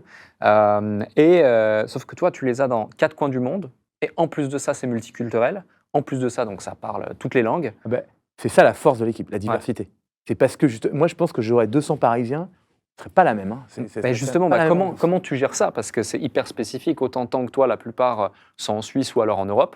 Ils parlent tous français ou anglais. C'est la même culture. Ils sont tous en Suisse. Non, et oui. Et puis en Pologne. Voilà, c'est ça. On a une trentaine aussi. Du coup, tu vois, c'est assez... Alors, dire simple, hein, on est d'accord, mais je veux dire, c'est plus siloté, c'est plus maîtrisé. C'est pas du tout la même industrie. Voilà, c'est pas du tout la même chose. Dans ton cas, c'est quoi les spécificités? Parce que c'est dingue. Extrêmement simple. C'est beaucoup plus simple, je pense, que de gérer 200 Français ou 200 Parisiens, parce que c'est des gens extrêmement courageux, qui ont envie, qui ont quitté leur pays, débrouillards, social. Tu vois, c'est des gens extrêmement sympas. C'est l'auberge espagnole. Je pense à des gens qui viennent du Chili, du Pérou, de l'Argentine, qui ont des pays des fois un peu compliqués, Ukraine, Russie, qui ont des pays très compliqués, qui viennent en France, déjà qui se rendent compte de la chance qu'on a en France, d'avoir un pays aussi extraordinaire. C'est les gens débrouillards, qui ont dû comprendre comment louer un appartement à Paris. Si tu veux, tu arrives d'Argentine. Donc les 200, tu les as fait venir à Paris? Oui, tout le monde est à Paris. Ok. Ils sont tous à Paris. Donc par exemple, pour le Mexique, tu n'as pas un bureau au Mexique? Non, jamais. Ok. Donc c'est pour tu ça vas que débaucher, par exemple, la personne aux États-Unis, tu l'as débauché là-bas, alors, tu l'as fait venir ici. La plupart du temps, ils sont déjà en France. D'accord. La plupart du temps. En fait, on a tous les cas de figure. Okay. J'ai débauché des gens, j'ai fait venir des gens. Mais à Paris, c'est ça qui est chouette, c'est que c'est une ville qui a toutes les nationalités. Ouais. Donc on peut recruter. Après, il y a des nationalités qui sont compliquées à trouver. Là, par exemple, je vois, on est en Flandre. Et donc, on cherche des Flamands. Ouais. Recruter des Flamands, c'est compliqué. Là, on a difficile. Voilà, on a notre patron de la Flandre qui veut recruter. Il a un peu de difficulté. Les Pays-Bas, c'est compliqué. Bon, il y a des pays un petit peu plus... Surtout dans des domaines particuliers. Par exemple, tu cherches un patron du SI aux Pays-Bas, natif. Bon, c'est pas évident, tu vois. Mais en tout cas, c'est facile de recruter quand tu es à Paris, de toutes les nationalités. Et donc, ouais, on a tout le monde. Et donc, c'est pourquoi on a une si bonne ambiance. C'est parce que c'est des gens déracinés, qui sont venus de leur pays, qui sont un peu seuls, donc ils se retrouvent tous ensemble, qui se rendent compte que la France est un pays extraordinaire, qui adore le projet aussi. Il faut savoir qu'il y a beaucoup de gens qui viennent chez moi parce qu'on est dans l'éducation, que c'est un truc qui les touche. On n'est pas en train de vendre des produits chinois fabriqués en Chine à des Européens. On fait un truc qui a du sens. Donc, toute la boîte, elle est un peu comme ça, orientée, impact, éducation, ça, ils aiment bien. Mission. Et puis, ouais, c'est des gens courageux, je te dis, des brouillards sociaux qui, le soir, du coup... Pareil, nous, ce qu'on a fait aussi, on a créé des bureaux. En fait, on a créé des bureaux qui est la maison des collaborateurs. On a appelé ça l'ambassade, d'ailleurs. Le bureau s'appelle l'ambassade parce qu'en fait, il y a toutes les nationalités et en fait, c'est leur maison. Ils peuvent rester 24 heures sur 24 dedans. Pas forcément pour travailler, mais s'ils ont envie de se taper un ciné, s'ils ont envie de faire une partie de poker, s'ils ont envie de venir le week-end faire des trucs, c'est à eux. C'est un tiers-lieu qui leur est dédié. Ils peuvent venir quand ils veulent. Tu vois, parce que c'est des gens qui viennent de pays... ils ont un petit studio à Paris, comment ils font pour se retrouver. Donc les bureaux, ça participe aussi à la cohésion d'équipe. Voilà, et puis non, c'est très facile, beaucoup plus facile. Le management se fait naturellement. Après, ouais, on a géré des fois des problématiques qu'on ne maîtrisait pas. En Inde, par exemple, il y a tout un système aussi de hiérarchie qui est non dit. Tu vois. Ouais, donc, la culture est différente. Ouais, la culture est différente. Il y a plein de trucs. Quand on a créé nos bureaux, on a créé une salle de prière, par exemple, parce qu'il y a beaucoup de gens chez nous qui prient, qui ont besoin de prier, donc il leur faut un espace. On est particulier parce il faut faire. Mais du coup, cette diversité, en fait, comme il y a tout le monde, toutes les nationalités, toutes les cultures, toutes les religions, en fait, et que c'est des gens en fait qui sont quittés leur pays, donc débrouillards et intelligents et sociaux. Ça se passe ultra bien. C'est assez fou ça. Donc typiquement, là, tu me disais tout à l'heure que tu vas lancer en octobre, sauf erreur, les Émirats. Exactement. Dubaï. Donc là, tout à fait. Pareil, tu vas prendre quelqu'un de natif, qui parle arabe, qui connaît Dubaï, qui connaît le marché. Oui, tout à fait. Et il va venir travailler dans les bureaux à Paris. Oui, exactement. Ok. C'est comme ça qu'on va lancer. Et qu'est-ce qui t'a fait prendre cette décision stratégique, du coup, de te dire, tout le monde est à Paris, 200 personnes dans les bureaux. La facilité, Alec. La facilité, c'est beaucoup plus facile de tout gérer depuis Paris, d'onboarder des gens depuis Paris que d'ouvrir des bureaux à Côte du Monde. En plus, la solitude des gens. Imagine, je recruterais un mec qui est tout seul à Dubaï, posé dans un open space avec un coworking ou compagnie, mais il craque. Et puis il m'appellerait pour me dire j'ai pas internet, ou tiens, j'ai pas mon ordi, tiens, comment on fait ci, la formation à distance. C'est compliqué.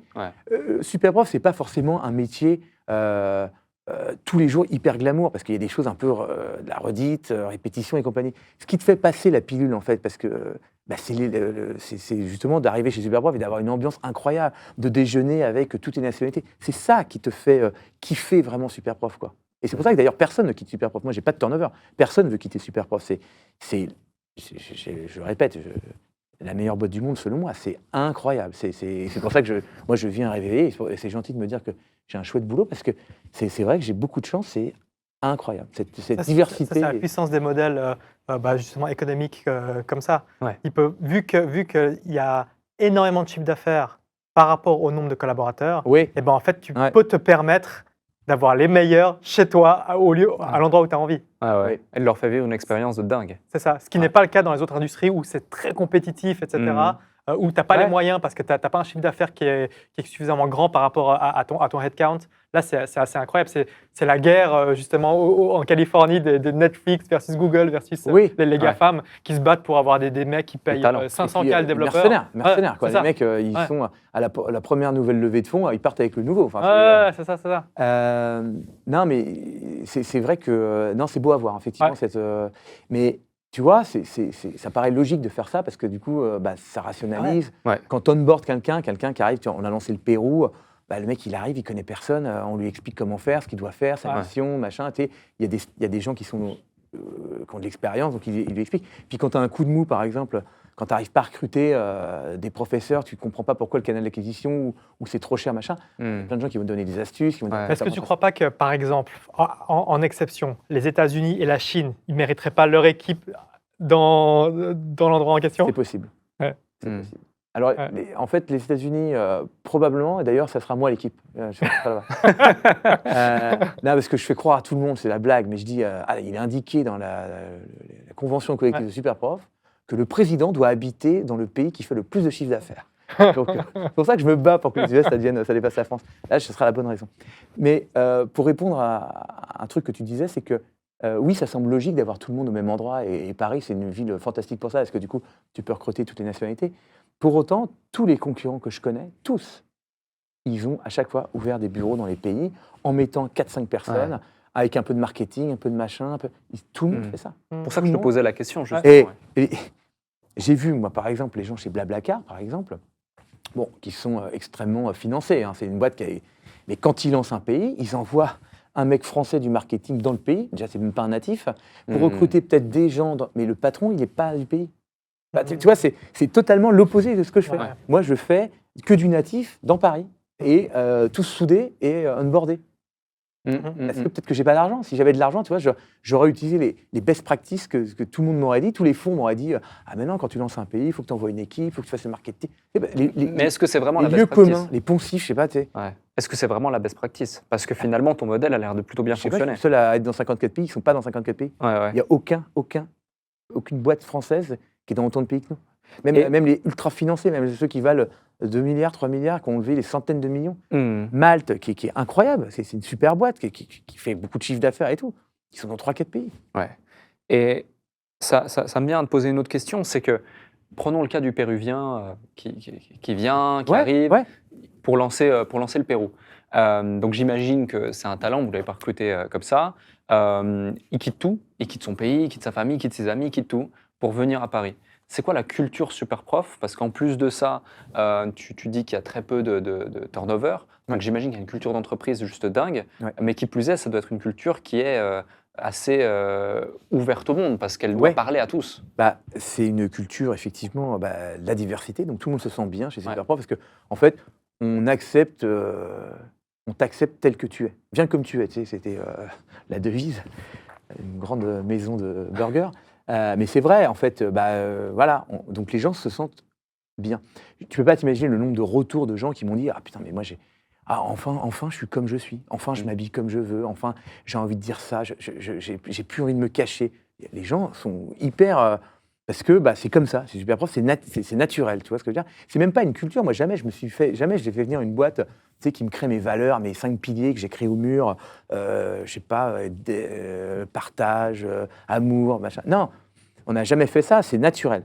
Et en fait, c'est un esprit de camaraderie en fait, qui s'est créé naturellement. Et c'est vrai que moi j'ai de la chance, en fait, j'ai recruté les 5 bonnes personnes dès le début. J'ai recruté 5 mecs et nanas sympas qui ont, par capillarité, après, continué à amener ce truc-là.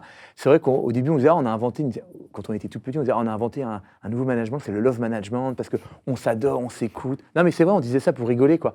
Mais en fait, tu vois, ça a ruisselé. Moi, je fais plus rien dans la boîte. Enfin, je fais plus rien. C'est-à-dire que moi, je suis là pour cadencer les projets, en gros, tu vois. Mais la culture, elle se fait toute seule. Moi, je vois des interactions, des soirées, des trucs, tout le monde se crée des trucs, des repas, les Italiens qui vont dire ah, ce soir c'est repas italien, on invite tout le monde. C'est constamment, c'est naturel, c'est spontané. Moi, je leur laisse une liberté totale. C'est leur maison, comme je te disais. Donc en plus, on a acheté nos bureaux. Là, on a passé la step supérieure, c'est que avant on louait, donc on faisait des travaux qui étaient pas mal, mais là du coup on a pu acheter, donc on a fait des travaux incroyables pour que il y a un bar, ils se sentent bien, il y a un truc de relaxation, il y a une salle de prière, il y a plein d'endroits sympas pour qu'ils puissent passer des moments, même après le bureau, ensemble. Et la culture se fait naturellement. Voilà, je ne sais pas quoi te dire, mais c'est spontané et naturel parce que c'est des gens sympas. Et en fait, je me rappelle la patronne de l'Espagne, là, Eva, dont je te parlais au début, on était 18, on était partis en séminaire faire du surf à Agadir tous ensemble. Et elle me disait, ah, c'est tellement beau, j'ai peur un jour que ça s'arrête, tu vois, parce que... c'est trop beau, on s'entend tous trop bien, on est 18, c'est génial. Et je disais, mais ça y est, on a fait le plus dur, quoi. Si demain, il y avait une brebis galeuse, un mec pas sympa, toxique, je sais pas quoi, qui venait dans le groupe, il n'arriverait pas à contaminer le groupe, on est trop solidaires, ce serait lui qui serait exclu. En fait, les gens toxiques, ils peuvent arriver quand tu es tout petit au début, tu vois. Mais là, dès le début, en fait, on a créé une bande de camarades.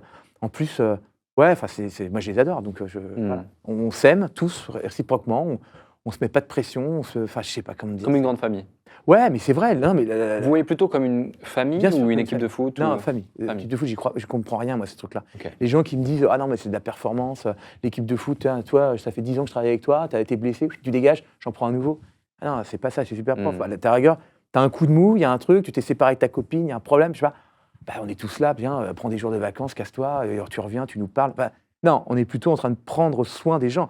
En fait, moi, la seule chose que je demande aux gens, mais je l'ai naturellement, c'est des gens qui sont motivés, qui ont envie de faire des choses, c'est tout. C'est juste, effectivement, et je te jure que s'il y avait des gens qui commençaient à être tirés au flanc, qui foutaient, mais ils se feraient recadrer par toute l'équipe. Parce que on n'est pas comme ça. Tout le monde est à fond impliqué par le projet, quoi. Ouais. Tu parlais avant de 5 piliers, 5 personnes que tu as recrutées. C'est qui ces 5 personnes? C'était quoi leur rôle? Tu disais les... Ouais, bah, les 5 premiers, Les ça premiers. a été mon CTO. Ouais. CTO, voilà, c'est la première personne. Mon Head of Product. Head of Product, voilà, Michael, ça fait 11 ans qu'on bosse ensemble. Mon COO, mon directeur général. Donc, mon directeur général, c'est ma première recrue. Quand j'ai aucun collaborateur, que je mets une annonce sur Facebook pour recruter, je rencontre Camille Le Mardelet avec le poste, c'est on fait tout ensemble, mais tout, ça va de vider les poubelles à répondre au support, à recruter des profs. Voilà, on fait tout ensemble. Donc, il est arrivé en CDI et depuis, c'est le directeur général. Donc, tu vois, c'est un mec qui a tout progressé, qui a vu toutes les strates depuis le début. Ça, c'est les équipes. Et puis aujourd'hui, maintenant, non, on est un petit peu plus étoffé. Moi, j'ai ma patronne du support, qui est l'ancienne de Blablacar, Marika, qui a mis vraiment le care au centre de la stratégie Superprof. C'est-à-dire que, tu as compris, moi, je suis très produit, très acquisition. Mais à un moment, tous ces gens-là, une fois qu'on les a fait payer, s'ils ont un truc à dire, il faut qu'il y ait quelqu'un qui puisse les prendre en main, les rembourser. On a une politique 100% satisfait remboursé. Donc, le care. Et t'imagines répondre dans 40 langues, 24 heures sur 24 à tous les pays, ça demande un taf de dingue. Donc Marika s'occupe de ça. Donc ça, c'est partie aussi de ma garde rapprochée. Le patron de l'acquisition, évidemment, on dépense 1,5 million sur Google chaque mois. Donc l'acquisition, c'est un truc très important chez nous. Voilà, le patron du SEO, Gaspard, pareil, qui arrive en stage chez nous. Et puis aujourd'hui, qui est le patron du SEO, qui gère, je sais pas, 45 personnes. Il doit avoir 30 ans et qui est incroyable. Voilà, c'est un peu ça ma garde rapprochée qu'on a depuis le début. Et voilà, quand j'ai un petit coup de mou, machin et tout, je les regarde et puis ça repart d'autant plus. C'est assez intéressant. Moi, de mon point de vue, je trouve assez intéressant parce que pour moi, c'est impossible de recruter les 5 premières personnes, les 5 bonnes. Et puis, c'est elle qui nous suit après par la suite. Pour moi, ça découle de ton ADN et d'une mentalité d'accompagnement. Ouais, Tu vois, c'est pas possible de tomber sur les 5 bonnes avec une boîte. Je vais te dire, comme Tanguy, ça. en fait. Ouais. Tu as raison. Spontanément, c'est vrai que spontanément, statistiquement, c'est impossible. Ouais. Le truc, c'est que en fait, ces gens, moi, ce que je leur demande principalement 2 choses.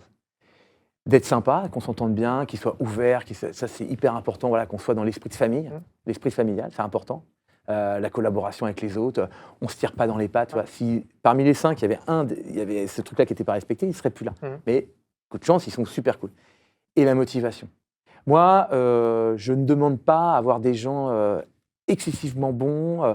Je veux des gens ultra motivés. Parce que, en fait, rien ne remplace la motivation et le cœur. Alors, ma question, c'est... Moi, mon DG, c'est un jeune DG. Est-ce Toi, que- il n'a jamais fait ça. Il est comme moi. Moi, je suis un jeune CEO, c'est-à-dire enfin jeune.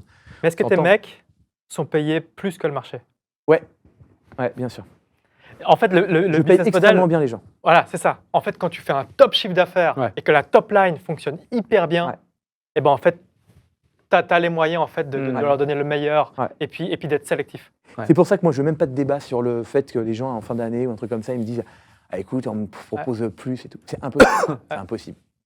Je dis pas que c'est impossible d'avoir une meilleure offre parce qu'il y a des gens qui peuvent bider sur des trucs. Mais je les paye super bien. Ouais. Ils ont des très grosses augmentations chaque année. Ouais. Voilà, je veux que l'argent soit pas un sujet. On gagne bien notre vie. Ouais. On fait de la croissance. Moi, j'ai envie de dire aux gens qu'on fait beaucoup de croissance, qu'on fait 44 millions, 100 millions. Si en plus, si derrière, ils regardaient leur fiche de paie, ils disent putain, le mec, il fait de la croissance de dingue et il nous paye comme des chiens. Ouais. Non, c'est pas possible. Donc, ce problème de salaire, je l'ai résolu. Ouais. On paye extrêmement bien les gens. Ouais. Mais ça, c'est un gros pain que tu as enlevé. Parce que la plupart des boîtes, Ouais. en fait, elles ne peuvent pas payer Alors, au meilleur, Ouais, plus cher bien que sûr. le prix du marché. Tu vois. oui. Et quand tu as des fonds, déjà, c'est compliqué, c'est pareil. Ouais, Tout ça, c'est compliqué parce Ouais, que clairement. tu as des. Tu perds cette liberté. Tout est contrôlé, tu T'es passes contrôlé. Ouais. Tu dis, tiens, pourquoi tu te payes 20% Ouais. dessus du marché? C'est pas normal. Alors après, ça, c'est maintenant. Parce qu'au début, Tanguy, je t'assure que j'avais du mal à payer bien les gens. Ouais. Moi, mon COO, voilà, qui est aujourd'hui Camille, maintenant, effectivement, il est bien payé, bien au-dessus du marché et compagnie. Mais quand il est arrivé, il était plutôt moins bien payé Ouais. parce que j'ai pas une thune. Par contre, moi, ce que je lui avais proposé, je lui ai dit, bah, écoute, voilà, effectivement, on va être sur un salaire proche du SMIC pour démarrer. Par contre, ce que je te propose, c'est une aventure. Si ça marche, tu seras largement récompensé. Ouais. Et le seul truc que je peux t'offrir aujourd'hui, c'est un CDI. Ouais. C'est de l'engagement. Parce que j'ai pas beaucoup de sous. Moi, à l'époque, je me payais pas non plus. Hein. C'est-à-dire que, tu vois, j'ai d'abord recruté ce mec-là parce qu'on était submergé de boulot et il était payé avant moi. Mais voilà, c'était le CDI, c'était le truc. Et donc, mais après, rapidement, effectivement, en fonction des chiffres et tout, tu peux te permettre de recruter. Et aujourd'hui, c'est vrai que c'est une facilité pour nous de pouvoir recruter. Là, j'ai recruté mon head of sales. Ça fait plaisir de dire, attends, on peut prendre le top parce qu'on peut les payer, parce qu'on n'a pas de débat, parce que voilà. Donc, c'est un luxe qu'on a maintenant, mais ça n'a pas toujours été le cas. Justement, tu parles de ton head of sales, par exemple. J'imagine que tu as recruté donc, le top, un talent. Recruter des talents, c'est un vrai enjeu clé pour tous les entrepreneurs qui nous écoutent, tous les entrepreneurs en global. Il y a plusieurs façons de le faire. Tu as effectivement, au travers de la culture, tu mets souvent en avant la culture d'innovation, la culture super prof aussi, on l'a compris. Tu mets en avant, tu le mets aussi, le fait de payer plus haut que la moyenne du marché. Maintenant, vous pouvez vous le permettre. Il y a plein d'autres choses qu'on pourrait mettre en place pour aller chercher des talents. Mais comment tu vas les chercher justement? Parce que ce n'est pas forcément eux qui viennent à toi. Non. Souvent, les talents, ils sont déjà en poste. Il faut les débaucher, il faut les chercher. Ça prend du temps. Exactement. Alors, comment tu fais? J'ai tout fait. J'ai à peu près tout utilisé. J'ai beaucoup recruté dans ma base de données, comme je te le disais. Hein. Moi, les premiers talents, je les ai recrutés quand c'est des anciens profs. Enfin, des profs chez nous que je débauchais. Ça, j'ai encore beaucoup utilisé, même des fois pour des problématiques. On cherchait un SEO italien, par exemple. On a regardé les profs de SEO en Italie. On a trouvé quelqu'un. Tu vois, on recrute beaucoup dans notre base de profs. Mais les tops, la CSO, par exemple, mon Chief Sales Officer que j'ai recruté, chasseur de tête. On est obligé à un moment d'aller chercher des gens dans des postes, dans des boîtes, pour leur donner l'idée, effectivement, de changer. Des gens, des fois, ils n'ont pas forcément envie de changer, ils sont bien. Et puis, on leur explique que nous, voilà notre projet, voilà ce qu'on a envie de faire. Nous, on est quand même assez sexy parce que, je te dis encore une fois, d'abord, on paye bien les gens. Deuxièmement, on est dans l'éducation, donc ça parle à beaucoup de gens. Il y a beaucoup de gens qui se disent, OK, c'est cool l'éducation, c'est sympa, j'ai envie de faire un truc bien dans ma vie, j'ai envie d'avoir de l'impact, donc l'éducation, ça aime bien. Et puis, la multiculture. C'est-à-dire que autant de nationalités, c'est quand même la fête du slip, c'est l'auberge espagnole, c'est très bonne, c'est très good vibes. Donc, les gens n'ont jamais vu ça. C'est du jamais vu. Tu viendras dans mes bureaux, d'ailleurs, vous allez venir à l'occasion, je suis dans le 11e, c'est quand même à un jet de pierre. Je dis à chaque fois, si vous venez, vous allez voir, vous n'allez jamais vouloir repartir. C'est quand même, c'est incroyable, c'est marrant. C'est quand même marrant de voir toutes ces nationalités, ces hommes, ces femmes, ces couleurs de peau, ces habits, c'est déroutant. Tu voyages? Ah ouais, mais carrément quoi. Ouais. Et justement, lorsque tu recrutes... Pardon, excuse-moi, termine, pour finir, Alec, excuse-moi, mais donc chasseur de tête et également épaulé par notre Head of People. On a recruté quelqu'un, on a mis du temps pour la trouver, on a essayé un premier, un deuxième, un troisième, mais on a recruté Annick depuis 3 ans, je crois, qui est une ancienne d'AB Testi et qui est incroyable pour nous aider justement à structurer, à recruter, à animer nos chasseurs de tête, à faire la première présentation, parce que elle doit tout ce que je dis là. C'est moi, je l'incarne parce que je suis le fondateur, j'adore ce que je fais, j'ai de la chance et compagnie. Mais il faut qu'elle puisse aussi, tu vois, envoyer le message. Et donc elle nous aide énormément à recruter les top talents. Mais top talent, super, track record, génial. T'as fait ça, t'as fait ci. Mais moi, avant, je veux sentir qu'on va bien s'entendre.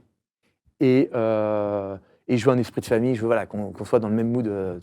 Ça, c'est plus important pour moi même que ton track record. À partir de combien de collaborateurs tu as eu cette personne qui gère les ressources humaines? Une trentaine, je pense. Trentaine, ok. Toujours sur les talents, justement, est-ce que ces talents, tu les incentives différemment qu'un bon revenu? Est-ce que certains te demandent, par exemple, de l'equity ou rentrer au capital ou... Non, je ne fais que les payer. Alors, j'ai 100% de la société. Donc, je n'ai donné aucune part à personne. Parce que je veux la garder toute ma vie. Je ne veux pas de débat de donner des parts à quelqu'un et puis pas à l'autre et tout. Je me suis enlevé ce débat-là et tout le monde est au courant. Donc au début, effectivement, c'était un message qui était difficile à faire passer, mais je leur ai expliqué que ça n'arriverait jamais. Donc en contrepartie, par contre, gros salaire et gros bonus. Tous les collaborateurs sont incentivés sur le chiffre de Superprof chaque année. On appelle ça le super bonus. Donc en janvier, on regarde le chiffre qu'on a fait et tout le monde est payé en fonction de son ancienneté. Voilà. Ok, c'est l'ancienneté qui prime. C'est pas le salaire. Ok. Incroyable. et ça fait des bons bonus. Et moi, j'aime bien remercier l'ancienneté. Voilà, il y a des gens, ça fait 5 ans qu'ils sont là, ils sont au support depuis 5 ans.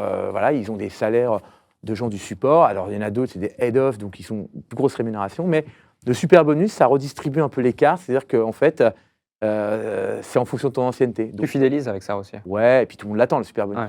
Le super bonus, Je trouve fascinant parce que tu vois bien que l'entrepreneuriat, il n'y a pas de playbook. Ouais, vraiment. Tu vois, moi, j'aurais pas du tout mis par rapport à l'ancienneté, mais par rapport à la performance. J'aurais pas mis, tu vois, j'aurais pas rémunéré. Enfin, ouais. mon marché ne me permet pas de rémunérer au mieux du marché pour tous les postes, etc. Non, mais bien sûr, il n'y a pas de playbook, comme tu dis, Ouais. c'est là. Et puis ça dépend du marché, ça dépend Ouais. de la culture, de ce que tu fais et tout, évidemment. Quoi. Mais je trouve la vraie réussite, c'est d'avoir pu justement, avec ton ADN, le faire transpirer sur toute la société. Et puis ça se ressent. Alors, le secret, encore une fois, je veux dire le secret, c'est 100% de la boîte. Mhm. C'est 100%. J'ai pu mettre tout ce que je veux là aujourd'hui, tout ce qu'il y a aujourd'hui, que je trouve qui me plaise énormément, et donc que je porte avec beaucoup d'énergie, beaucoup de conviction et beaucoup de cœur. Mais même avec mon associé, des fois, c'était compliqué. Parce qu'on Mhm. c'est difficile d'aligner parfaitement Ah les. Ouais. Tu vois. Là, depuis, ouais, j'ai pu faire des trucs beaucoup plus. Et du coup, ce qui arrive, c'est que tu as une équipe qui te ressemble énormément. Ouais, qui me ressemble, à qui je ressemble aussi, du coup. Mhm. C'est Ouais. par mimétisme, toi, on Ouais. se ressemble. On s'aime vraiment. Moi, j'aime mon équipe et je pense qu'ils m'aiment bien aussi, quoi. Toi, il y a ce truc, tu vois. Voilà. Et puis, pareil, il y a un truc qu'on fait, mais beaucoup de boîtes le font, c'est qu'on part en séminaire chaque année. Donc, chaque année, le séminaire, c'est le truc incroyable de l'équipe. C'est-à-dire qu'on va partir pendant 4 jours, généralement la semaine, des fois la semaine et le week-end, enfin peu importe. Et pendant 4 jours, c'est la fête. Il n'y a pas un moment de on fait une présentation, il y a quelque chose, on travaille, il y a des ateliers. Non, c'est la fête non-stop, c'est des animations, c'est des cours, ils font plein de trucs. Enfin, Et c'est génial parce que du coup, on fait beaucoup de sport aussi. Et on fait des équipes, on fait des olympiades et tout. Donc moi, je me retrouve avec des gens que je connais pas. C'est pareil, on partage les pioles. Donc on fait des tirages au sort. Donc moi, je me retrouve des fois avec des gens que je connais pas. Enfin, tu vois, on est là pour remettre toute la boîte à un niveau. En fait, on est tous pareils. On est une bande de potes. On va faire une colo pendant 4 jours. Et ça, c'est un super. Alors en fait, on dit qu'on travaille pas, mais en fait, c'est un super outil de management. Parce que en fait, pendant 4 jours, tu fais la fête avec tes potes. T'enlèves complètement la hiérarchie. Tout le monde se connaît. Tu vois, c'est parce qu'il y a. Et tout le monde, quand il revient au boulot, déjà, il n'y a plus aucun problème. Pendant 6 mois, tu n'as plus aucun problème. Tout le monde, les nouveaux qui arrivent, n'attendent qu'une seule chose, c'est d'aller en séminaire parce qu'ils entendent avec les yeux des anciens. Ah, on a fait ça, c'était incroyable. Puis les photos, tout le monde fait des montages. Enfin, ça te crée une dynamique incroyable. C'est un super outil aussi de management, le séminaire. Mhm. Je sais aussi que tu es globalement contre le télétravail. Oui. Enfin, dans mon activité, avec mon équipe et compagnie. Chaque activité, toi, est différente. Mais non, on a aboli complètement le télétravail. Il n'y a plus aucun télétravail chez Superprof. Ok. Zéro. Depuis Incroyable. mars. En plus, pour une boîte tech, avec Ouais. beaucoup de devs. Ouais, mais parce que je ne crois pas au télétravail. Alors, le télétravail, c'est quelque chose, c'est un travail, le télétravail. Et moi, c'est pas ce que je demande aux équipes. C'est-à-dire que moi, je demande aux équipes de la communion. Voilà. Et je crois que le télétravail marche bien dans certains secteurs et tout. Tu vois, mais dans le nôtre, en fait, moi, ce que je demande aux équipes, c'est de communier, c'est d'être ensemble, c'est qu'on ressente la même énergie, qu'on partage l'information. Si tu veux, il y a plein de choses, il y a plein d'informations qui sont transmises à la machine à café, pendant les cours des déjeuners, et compagnie. Et donc, je demande aux gens de venir. Voilà, c'est un effort. Après, on a une flexibilité énorme, hein, nous. En fait, c'est pas que j'ai arrêté le télétravail. C'est que, enfin, si j'ai arrêté, mais je suis revenu back before Covid. Tu vois, avant le Covid, nous, on avait du télétravail spontané. Moi, quand les Mexicains, les Turcs me disaient, tiens, je passe 2 semaines cet été avec ma famille, est-ce que je peux poursuivre par 1 semaine ou 2 de télétravail? Mais évidemment, on disait, pas de problème. Ben, bien sûr, tu fais 2 semaines chez toi, avec ta famille de vacances, 2 semaines de télétravail, comme ça tu restes 4 semaines dans ton pays. Les gens, ils sont déracinés, c'est quand même la moindre des choses qu'on leur permette de rentrer chez eux et de rester un peu de temps avec leur famille. Pas de problème. Après le Covid, on est venu full télétravail parce qu'on a fermé les bureaux. Et après, il y a eu ce 2 jours par semaine, 3 jours par semaine, les rotations, les machins, où en fait, on a appris à travailler comme ça. Et moi, ça ne me plaisait pas du tout. Moi j'ai été au bureau tous les jours et je ne voyais pas les gens. Et je voyais qu'il y avait des gens, c'est pareil, qui étaient un petit peu perdus parce qu'ils ne voyaient pas tout le monde. C'était compliqué d'organiser des réunions. On faisait des teams et compagnie. Et à un moment, j'ai voulu simplifier les choses. On a réduit, alors évidemment, le télétravail d'abord à 2 jours, puis 1 jour, puis après qu'1 journée par semaine. Télé Friday, c'était que le vendredi. Et puis au bout d'un moment, je me disais, putain, c'est quand même triste. Le vendredi matin, moi, j'arrive, et puis il y a des gens aussi qui arrivaient. Les bureaux sont à moitié vides parce que tout le monde est en télétravail. Et je dis, non, c'est fini. Moi, je ne mets pas la boîte au 4/5e. On est à fond tous ensemble.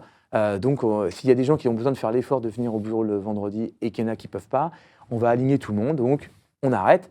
Mais par contre, je leur ai fait aussi une proposition en échange. Voilà, j'ai pris des bureaux, j'ai acheté des bureaux. Donc, non seulement, c'était avec le déménagement dans les nouveaux bureaux où j'ai pu dire, voilà, on a pris des bureaux, c'est votre tiers-lieu, c'est à vous. On a mis des millions d'euros de budget pour faire un truc incroyable. Donc, le télétravail, on arrête. Par contre, on garde une flexibilité. Si demain, vous me dites, tiens, j'ai besoin de télétravailler parce que mon enfant est malade, parce que j'ai un livreur qui vient de la maison, parce que j'ai un truc qui ne va pas, je me suis cassé la jambe, j'ai une raison particulière, bah, bien sûr. Mais sauf que j'ai arrêté le télétravail systématique. Le télétravail, c'est des besoins ponctuels que les collaborateurs ont pour des raisons particulières et c'est géré par leur manager. C'est plus, à un moment, une règle globale dans la boîte où tu as le droit à 2 jours ou une journée ou un truc de télétravail.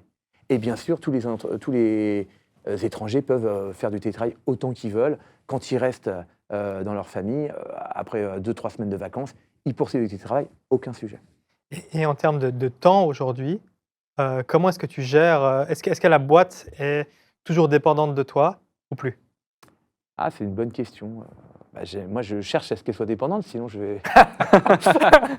C'est l'inverse. Ah non, c'est trop triste. Non, on n'a plus besoin de moi. Tiens, les mecs, vous n'avez plus besoin de moi.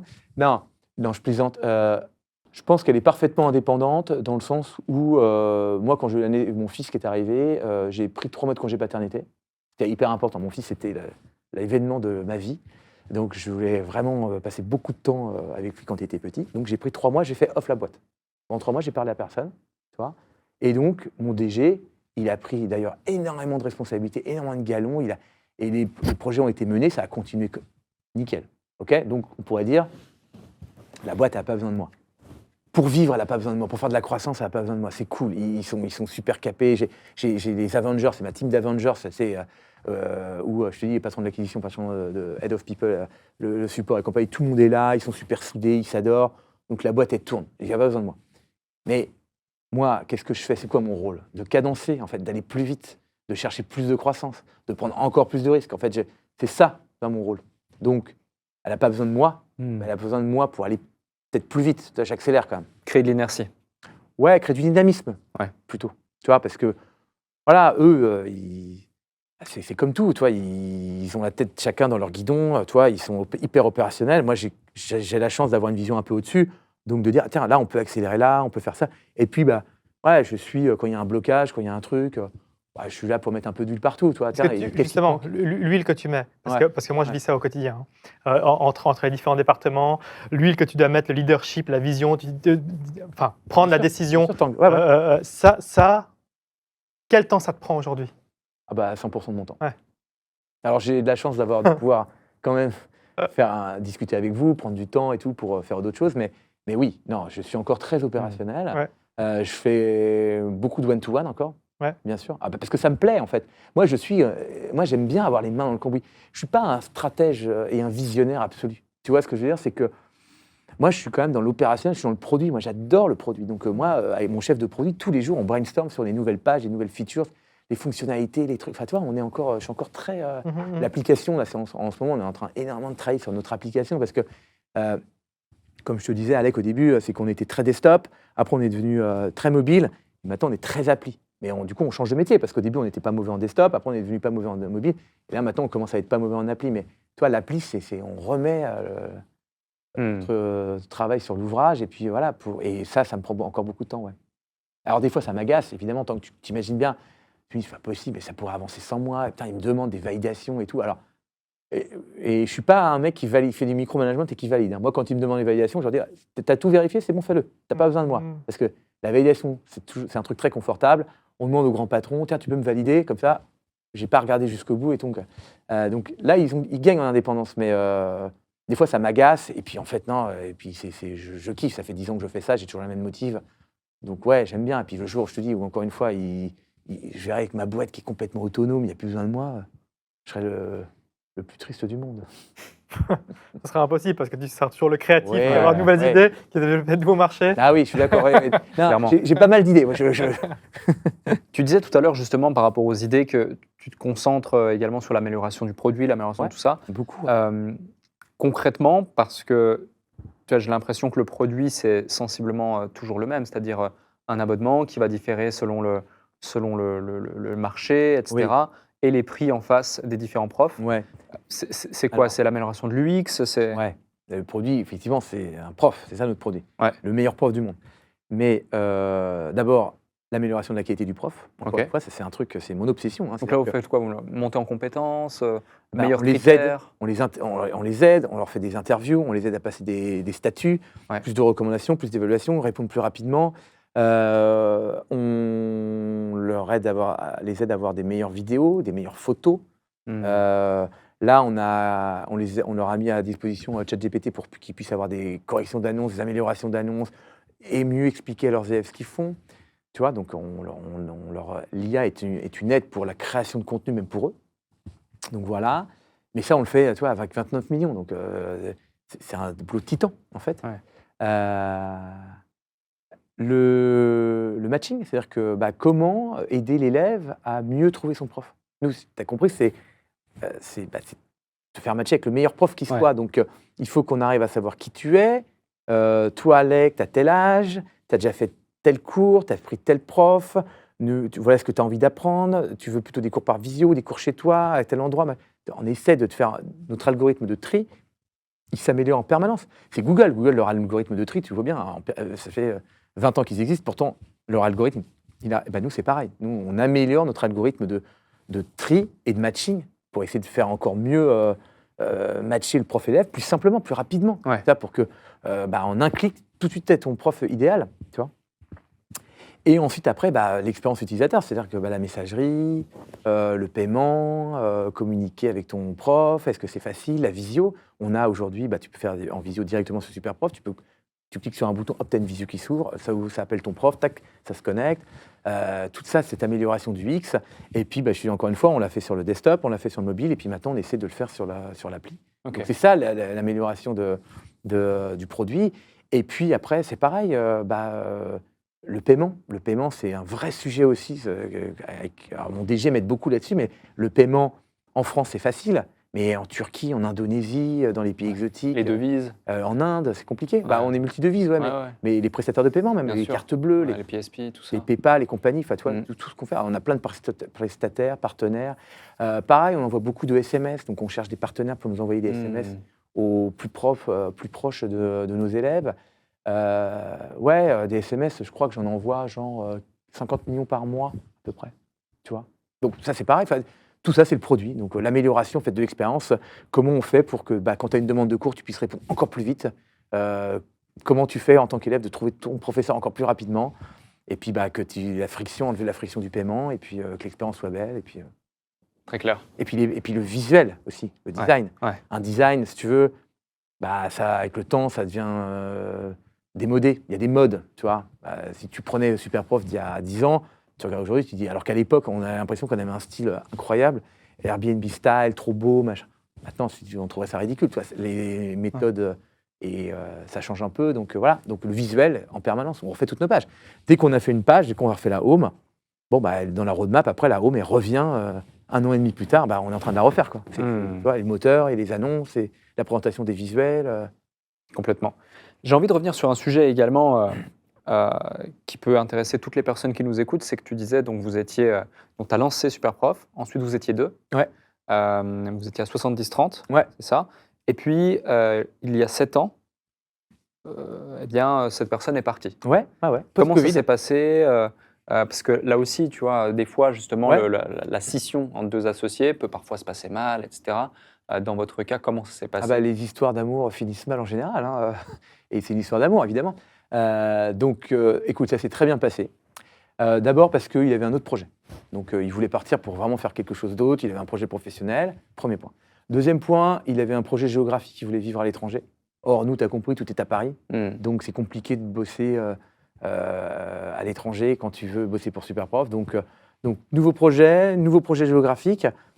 Et ben ouais, bah après, déjà, donc il y a la séparation, on va dire, opérationnelle. Lui, c'était mon directeur général, donc il faut Remplacer. ouais, il faut le remplacer ou en tout cas, il faut s'organiser différemment pour que évidemment son job, opérationnel soit repris. Ça, c'est le temps du collaborateur et après, il y a le temps de l'associé qui est effectivement, là, 30 qu'est-ce qu'on en fait? Donc très vite sur l'opérationnel, on était d'accord, voilà, sorti en 1 mois. Alors moi, je voulais, en 2 mois, je ne sais plus très bien, mais moi, je voulais 1 mois, lui, il voulait 3 mois. On a coupé une poire en 2, donc très vite, en plus, ça l'arrangeait. Et après, là, le temps départ, effectivement, c'est un débat entre quelqu'un qui imagine que ses parts valent un certain prix, moi, un autre prix, voilà. Et puis, il faut se mettre d'accord sur un truc. Ok. Voilà. Et au bout d'un moment, par itération, on est tombé d'accord sur un deal. Et moi, j'ai fait une super belle offre. Vraiment, je ne voulais pas me foutre de lui. Et je pense qu'il a apprécié, même si, évidemment, dans son fond intérieur, peut-être qu'il imaginait plus. Mais il a compris aussi que c'était une offre que j'étais capable de payer. Et que comme j'étais à peu près le seul acheteur, voilà. Et qu'il ne voulait pas garder ses parts non plus. Parce que moi, le premier débat, c'était « garde tes parts, moi, je ne suis pas acheteur ».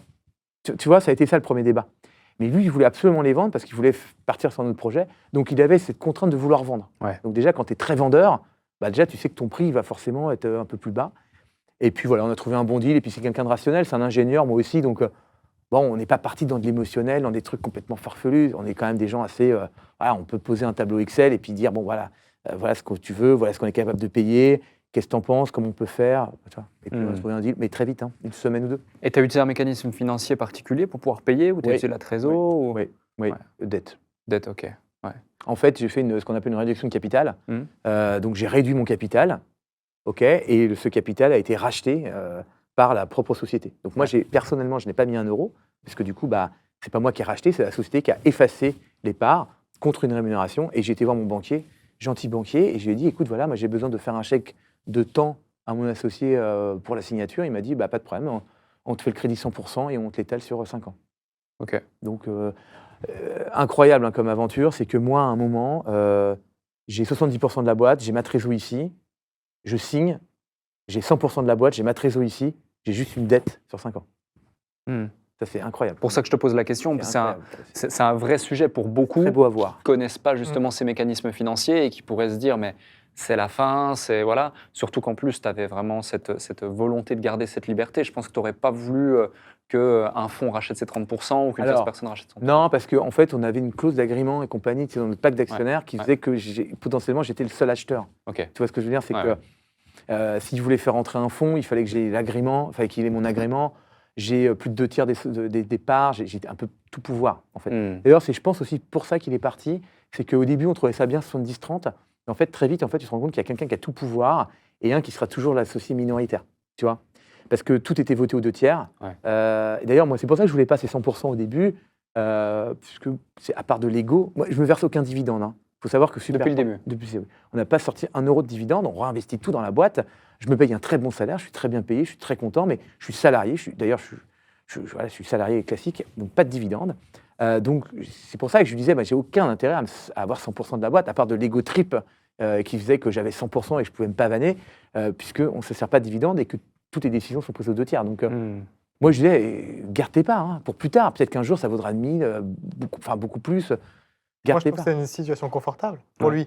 De se dire, le mec, il va se défoncer, je garde 30% des parts. Clairement. Et puis, la boîte a moi, j'aurais la fait valeur, ça. c'est génial. Moi, j'aurais fait ça. Mais oui. Je sais. Je sais. Mais, encore une fois, je pense qu'il voulait sortir psychologiquement. Il voulait vendre les parts. Et j'ai fait quand même un beau deal. J'ai quand même proposé un bon truc. Donc, voilà, qui est dur à refuser aussi, qui est quand même sympa sur le papier. Et puis, il avait envie de partir sur un autre projet, en fait, tu vois. Te dire, putain, c'est con, j'ai coincé un potentiel gain. Et puis, peut-être qu'il se disait aussi, ouais, ça vaut, mais ça se trouve, Will-Food ne vendra jamais. Donc, toute ma vie, j'aurai un gain peut-être de quelque chose, mais comme ça ne se fera jamais. Et surtout que tu ne distribues pas de dividendes. Comme il n'y a pas de dividendes, enfin, tu vois, c'est... Ouais. Voilà. Et puis, je pense aussi, voilà, qu'il voulait couper le truc, tu vois, couper le cordon, évidemment. Tu n'as pas envie, parce que tu as 30%, du coup, qu'est-ce que tu dis? Tu vas à un board, tu poses des questions, tu as envie de savoir, et pourquoi tu as fait ci? Enfin, tu sais, t'es encore dedans. Or, lui, je pense qu'il avait envie de se mettre la tête focus dans un autre projet, avoir du capital pour démarrer son nouveau projet. Toi, tu as envie de couper les ponts. Mais il aurait pu aussi, d'ailleurs, c'est ce qu'il essayait de faire un peu, c'est de dire je vends 20%, je garde 10%. Ouais. Tu vois. Et ça, par contre, ça a été un truc où moi, j'ai été assez formel. J'ai dit non, c'est zéro. Soit tu gardes tout, soit tu gardes rien. Ok. Je te fais pas un truc intermédiaire parce que le truc intermédiaire, c'est la pire des solutions. Non seulement je te paye, mais en plus, tu es toujours là. Donc, Hmm. tu vois. Soit l'un, soit l'autre. Ouais, quand Ouais. même. C'est pour mon confort personnel, quoi. J'ai vu récemment passer, alors je sais pas où, ça doit être peut-être sur LinkedIn ou autre, une vidéo, une campagne Ouais. où tu dis super prof, Bien meilleure sûr. boîte du monde, ou je sais plus où c'était écrit. Enfin, Oui. j'aime bien ce oui. slogan. C'est Super quoi prof is the new Google. J'ai fait ça aussi il n'y a Exact. pas longtemps. Exact. Parce qu'on est en train de recruter massivement des gens. On recrute pas mal de gens. Là, en septembre, on a recruté 15 nouvelles personnes. Mais toi, on est dans un truc de recrutement vraiment. On veut étoffer l'équipe de talents dans plein de domaines et compagnie, notamment technique, acquisition, marketing, tout ça. Mais oui, non, je suis convaincu, Alec, que Superprof est la meilleure boîte du monde. C'est tout ce que j'ai mis de bon, de meilleur. J'ai une équipe incroyable. Donc vraiment, je crois très fort qu'on est en train de construire un truc incroyable. Donc ça, c'est le premier point. Et puis, non, rejoignez l'équipe, vous allez voir, c'est incroyable. Enfin, ça va être une aventure fabuleuse. Donc c'est pour ça que je disais ça en lancement de cette année, pour dire rejoignez Superprof, vous allez voir, c'est absolument fantastique, quoi. Ouais, c'était une campagne vraiment sympa, bien filmée et tout. C'était dans les bureaux? Ouais, vous avez Ouais. un bureau, ouais, Ah ouais. carrément. Donc tu utilises aussi LinkedIn justement pour aller Ouais, chercher, recruter bien des sûr. talents Ouais, comme toi, ouais, par ouais. exemple aussi. Ouais. LinkedIn, ça marche bien. Moi, je suis pas très réseau social, j'ai pas de Facebook, j'ai pas d'Insta, mais j'ai découvert LinkedIn il y a 2 ans, grâce à un club d'entrepreneurs d'ailleurs. Là, je parlais de Fleur tout à l'heure, qui fait partie de ce groupe-là. En fait, on est un groupe de bootstrap. Ouais. Ça a été créé par Mathieu Lolland et Caroline Payou il y a 2-3 ans. Et du coup, ils m'ont mis à LinkedIn. C'est-à-dire qu'ils m'ont dit, tiens, ce serait bien, on fasse un LinkedIn groupé, on est tous ensemble. Et j'ai pris goût. Et donc, c'est vrai que LinkedIn, c'est un bon moyen de communiquer auprès des équipes. Même quand je fais, là, on va faire ce déclic, mais du coup, c'est un truc que je vais poster aussi. Parce que même pour mes équipes, en fait, je ne vais pas les abreuver d'informations en voyant des liens YouTube et compagnie. Donc, je fais un post, et généralement, je m'adresse à eux d'ailleurs. Souvent, je termine par bisous les copains, passer un bon week-end les amis. Enfin, tu sais, je m'adresse plutôt à mon équipe. Bah, après, ça s'adresse un peu à tout le monde, où je leur envoie un peu les aventures Superprof, ce qu'on vise. Là, pareil, on fait une grosse campagne de pub pour la rentrée. On avait fait avec Buzzman l'année dernière. Là, cette année, on a pris une autre agence. Mais chaque année, c'est pareil, on fait un énorme spot de pub qui passe télé, cinéma. C'est un monstre de campagne, enfin qu'on essaie de faire un monstre de campagne. Et surtout une création vraiment très originale, très punk, très rock'n'roll. Donc là, ça va tomber là cette semaine. Et donc, c'est un truc aussi où je vais communiquer aux équipes. Et voilà, les équipes vont être très fières d'avoir cette nouvelle campagne. Comment tu détermines les objectifs d'une campagne comme ça? J'imagine c'est une campagne avec des budgets quand même colossaux. Colossaux. Tu es très ROI dans les autres types d'acquisitions. Comment tu... Ouais, non, c'est ça, il faut y croire. Il faut y croire, Alex, c'est du branding, love branding, donc Comme aux États-Unis. faut y croire. Non, mais il faut y croire. Il faut avoir la foi. Parce qu'effectivement, non, il n'y a pas de ROI spontané, c'est du ROI sur la long terme. Alors, on a des outils de mesure de ROI, on utilise des trucs pour voir si quand on balance une campagne de pub à la télé, combien de gens vont se connecter sur le site instantanément. On a des trucs, mais si tu les mesures, si tu fais une mesure de ROI, tu pleures. Hein. Donc, faut se dire que on a besoin de faire de love branding. Il faut que les gens aiment la marque, il faut que les gens la connaissent. Donc, j'ai l'impression que c'est aussi ta philosophie dans toutes les décisions que tu prends dans la boîte. Parce que ouais, à l'ancienneté, tu acceptes à fond l'imperfection, tu laisses les gens évoluer à leur rythme. ouais, Il y a très peu de turnover. ouais. Donc Ouais. c'est la même philosophie. Tu investis dans les US 1, 2, 3, 4 fois alors que les chiffres, ils disent alerte. 6 ans. 6 ans. Ouais, 6 ans. 6 ans. 6 fois. 6 ans. Tu vas peut-être faire la même chose avec la Chine, mais peut-être avec moins de puissance. Oh non, la Chine, c'est déjà ça. On a déjà passé les US en termes de prix. C'est fou. Même déjà en termes juridiques. Hein. Avant de démarrer, avant de mettre juste un serveur en Chine, déjà 200 000 balles de frais juridiques. Hein. Ah ouais. Et puis ça fait quand même peur la Chine. Si c'est comme TikTok ou Alibaba. En plus, c'est beau parce que juridiquement, on te dit en plus, bon voilà, ça va coûter parce qu'il faut plein d'agréments, ça et tout. Mais on nous dit, par contre, vous n'aurez aucun recours. Hein. Sachez que vous n'aurez aucun recours. Si une décision de justice fait que du coup, y a un truc qui fait que c'est arrêté ou. Tu as une seule chance. C'est ce qu'on nous dit. Après, moi, je me vois mal aller. Faire recours en Chine. Ouais, tu vois, c'est bon. Ouais. C'est ce qu'on nous dit, tu vois. Mais donc voilà, faut y croire. Mais Mais la Chine, c'est un très beau marché. Là, déjà, on a de l'attraction c'est impressionnante. C'est un produit qui plaît bien. Mais oui, voilà, on va voir. Mais oui, il faut y croire aussi, pareil, en Chine. Mais c'est encore plus dur que les US, je trouve. Parce qu'il y a le côté, on refait tout déjà depuis l'intérieur. Tu vois, on s'est associé avec Tencent. Ouais. Tencent qui a mis à disposition 10 développeurs chez eux. On a pris tous nos serveurs, ils nous ont reçus comme des rois. Après, c'est pareil, hein, la Chine, donc il y a mes équipes qui sont parties là-bas. Mon DG, il a été signé, il a fait les ouvertures de boîtes et compagnie là-bas. Il m'a dit, mais ils ont 20 ans d'avance sur nous, quoi. On ne se rend pas compte, en fait. C'est incroyable. Ils étaient estomaqués de l'avance technologique de la Chine. Et du professionnalisme et de l'accueil qu'on a eu, de toutes les compétences. Enfin, les mecs sont hyper bons. En fait, on ne connaît pas la Chine, en fait. Tu vois, moi, je ne connais pas, donc, mais ils ont un niveau de dingue. Ouais. De dingue. Et typiquement, lorsque tu pénètres un nouveau marché comme ici la Chine, tu attends une validation du marché type il y a déjà des concurrents sur place ou Non. tu crées tout de toutes pièces? C'est toute pièce. Ok, donc Je regarde pas. conviction, quoi. Ouais, toujours. Cœur. Toujours. Ouais. Et on y va. En fait, je pars du principe qu'on a tous, dans tous les pays, quelqu'un va avoir besoin d'un prof particulier pour chez soi. Ouais. Tu vois, en musique, en sport, en langue, en loisir. Enfin, il y a besoin, en fait. C'est la meilleure façon d'apprendre. Ça existe depuis la nuit des temps. Hein. C'est un des plus vieux métiers du monde, c'est professeur. Je veux dire, il y avait Socrate et Platon. Enfin, tu sais, ces couples de disciples et de mentors, ils existent depuis le monde existe. Tu vois, donc, je crois que voilà, c'est un besoin universel, en fait. Tu vois. Donc, je ne me pose pas de questions. Après, quand on se lance d'abord, après, on regarde les compétiteurs parce qu'on essaie de tout racheter. Nous, c'est comme ça qu'on fait. Hein. On fait beaucoup de croissance externe. Donc, on est là pour faire grossir notre communauté de professeurs. Et la meilleure façon de la faire grossir, c'est de recruter et de détruire les concurrents, comme on a fait en France, comme on a fait en Espagne. Et en Espagne, moi, j'ai racheté très vite 2 sociétés. Et comme ça, et voilà, de fil en aiguille, on a acheté 17 depuis la création, au Brésil, plusieurs au UK. En ce moment, on a encore des deal flow dans certains pays. Il n'y a qu'aux US où je n'ai pas fait d'acquisition, parce que les US, les prix, c'est fou. C'est fou. Pour quelques millions de pounds, on a racheté des boîtes au UK. Pour des équivalents aux US, on nous a dit, ouais, c'est 60 millions de dollars, quoi. Ah ouais. Ah non, mais c'est fou. x10. Ouais, x10.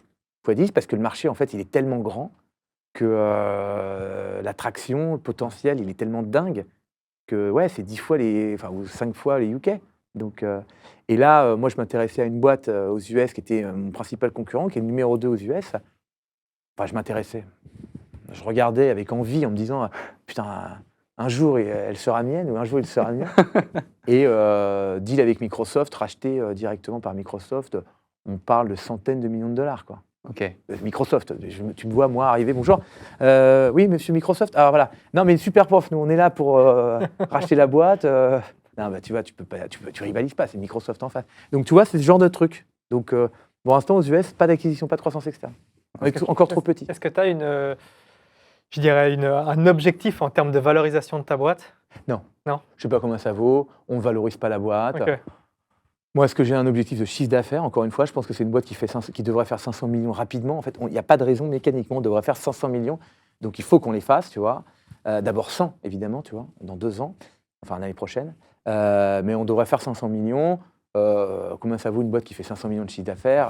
À partir du moment où il n'y a pas le mec n'est pas vendeur, ça vaut beaucoup et rien. Enfin, tu vois, voilà, c'est. Non, ça vaut pas rien. Non, mais... ça c'est sûr. Non, mais voilà, voilà, on ne sait pas. Ah, mais ouais, dans l'industrie, en tout cas, c'est énorme. Oui, non, mais probablement. Après, ça change par rapport aux périodes. Hein. Probablement, mais je ne suis pas vendeur. En fait, je vais la garder toute ma vie. Donc, moi, si tu veux, je ne veux pas être riche. Hein, en fait, je veux être confortable. Je veux être confortablement aisé, tranquille, tu vois, pour bien vivre à Paris, partir en vacances quand je veux, et avoir surtout un magnifique jouet. Moi, ce que je veux, c'est que Superprof soit riche. Tu vois, c'est-à-dire que, comme je te disais, la croissance du chiffre d'affaires, c'est ce que je regarde en premier. C'est très important. Mais je veux que Superprof soit riche parce que Superprof, plus c'est riche, plus tu as un énorme jouet avec des manettes où d'un seul coup, tu peux attaquer un marché, tu peux racheter des boîtes, tu peux recruter des talents, tu peux faire des campagnes de pub incroyables. Là, la campagne de pub, quand même, on l'attaque donc en France, mais on fait US-UK. Tu vois, c'est la première fois qu'on va attaquer télé aux US et UK. C'est quand même des gros budgets. Mais tu vois, un jour, je te dirai, ouais, on fait une campagne dans 50 pays, on a mis 50 millions d'euros. Enfin, ça sera des trucs comme ça. Donc, je veux faire grossir mon jouet, mais je ne veux pas m'enrichir personnellement. Moi, ça serait la pire des choses, c'est que tu me dépossèdes de Superprof en me disant, tiens, je te l'achète, des millions de dollars ou des millions d'euros, tiens, Wilfried, d'un seul coup, t'es riche. et je me retrouverais mais tétanisé. Putain, pour de l'argent, j'ai vendu la meilleure boîte du monde. C'est trop con. Et surtout, tu as beaucoup d'argent, tu sais même plus quoi en faire. Moi, je suis déjà très heureux comme ça. Hein. Moi, j'ai ma résidence principale à Paris. Je pars en vacances quand je veux. C'est cool. Hein. Je n'ai pas besoin d'être plus riche. Plus riche, ça veut dire qu'il faudrait que je m'en occupe. Faudrait que, enfin, tu vois, mes potes me regarderaient différemment. Moi, j'ai envie d'être connecté à mes amis. Moi, mes amis, je les connais depuis la seconde. On a tous des bons salaires, mais on est à peu près pareil. Tu vois. Mais j'ai pas envie d'être azimuté. Tu vois. Par contre, que la boîte gagne plus et d'avoir ce beau jouet, c'est tout ce que je rêve. Mais donc voilà, c'est pour ça que je te dis, ça vaut tout et ça vaut rien. Parce que moi, je suis pas vendeur, je veux garder cette boîte, c'est mon beau jouet. Ça serait la pire des choses de la vendre pour de l'argent. Ça serait, je serais trop triste. Ça serait la pire des conneries. Tu parles de jouets, tu vois ça comme un jeu? Ouais, bien sûr. Ah bah oui. Ah ouais. Ah bah d'abord, pas se prendre au sérieux. Hein. Ouais. Le jour où je me prendrai au sérieux et que je dirais que j'ai réussi, alors les gars, faut me dire d'arrêter. Hein, et non, mais c'est un jouet. Oui, faut voir ça avec de l'amusement, faut kiffer. Voilà, rien n'est sérieux. Et il faut prendre des risques. Moi, encore une fois, je pourrais être très content et me dire, tiens, je vais faire une boîte à 100 millions. C'est cool, on va sortir tant d'EBITDA, on va rationaliser les coûts, je vais me prendre un cost killer, on va faire, tu vois, on va faire de la gestion, et puis tranquille pépère, quoi. Moi, c'est pas ça, je veux tous les ans déchirer tout, on déchire la feuille, on recommence, on refait un nouveau truc, on prend des risques, on s'amuse, on tente des trucs, quoi, tu vois, c'est 500 millions ou rien, quoi, ça sert à rien de dire, enfin, tu vois, c'est ça que je veux, quoi. Donc, bien sûr, faut prendre ça avec du jeu, parce que si tu commences à te dire que c'est un truc sérieux, que c'est un travail, et que, bon, bah là, tu viens flipper, tu te scléroses un peu, quoi. Et si on est dans un jeu, c'est quoi le boss final? C'est numéro 1 du monde? Voilà, Ou il n'y a pas de boss final, En peut-être? toute simplicité, numéro 1, maître du monde. Non. Le Airbnb du pauvre particulier. C'est-à-dire qu'à un moment, en France... Le leader. Ouais, il y a le leader. Il y a un leader mondial de l'hébergement, qui est incontesté, c'est Airbnb. Eh bien, moi, j'aimerais qu'il y ait un leader mondial du partage de connaissances entre les profs et les élèves, et que ça soit Superprof. Aujourd'hui, je pense qu'on a la plus grosse communauté de profs, mais on n'est pas la boîte qui faisons le plus de chiffre d'affaires. Il y a des boîtes, il y a une boîte aux US qui fait 200 millions de chiffre d'affaires. Voilà, elle est plus grosse que nous. Donc, alors après, on peut dire, ah non, on est leader parce qu'on a un nombre de profs. Enfin, moi, le leader, c'est celui qui fait le plus de chiffres. Hein. Donc, tu vois, on n'a pas fini. Donc, moi, j'aimerais, et j'espère que ça soit Superprof, mais j'aimerais effectivement qu'on soit numéro 1, incontesté, avec un produit parfait, avec des professeurs incroyables, une belle communauté, avec des actions d'éducation, avec apporter la connaissance au plus grand nombre, faire diminuer les coûts d'enseignement, que tout le monde puisse avoir accès. Enfin, c'est ça le boss final, tu vois. Mais c'est encore, j'ai l'impression c'est très très loin, quoi. Merci Wilfried pour cet échange. Merci Alex. J'ai adoré ce moment. Ouais, Franchement, génial. c'était vraiment un plaisir. Merci Tanguy également.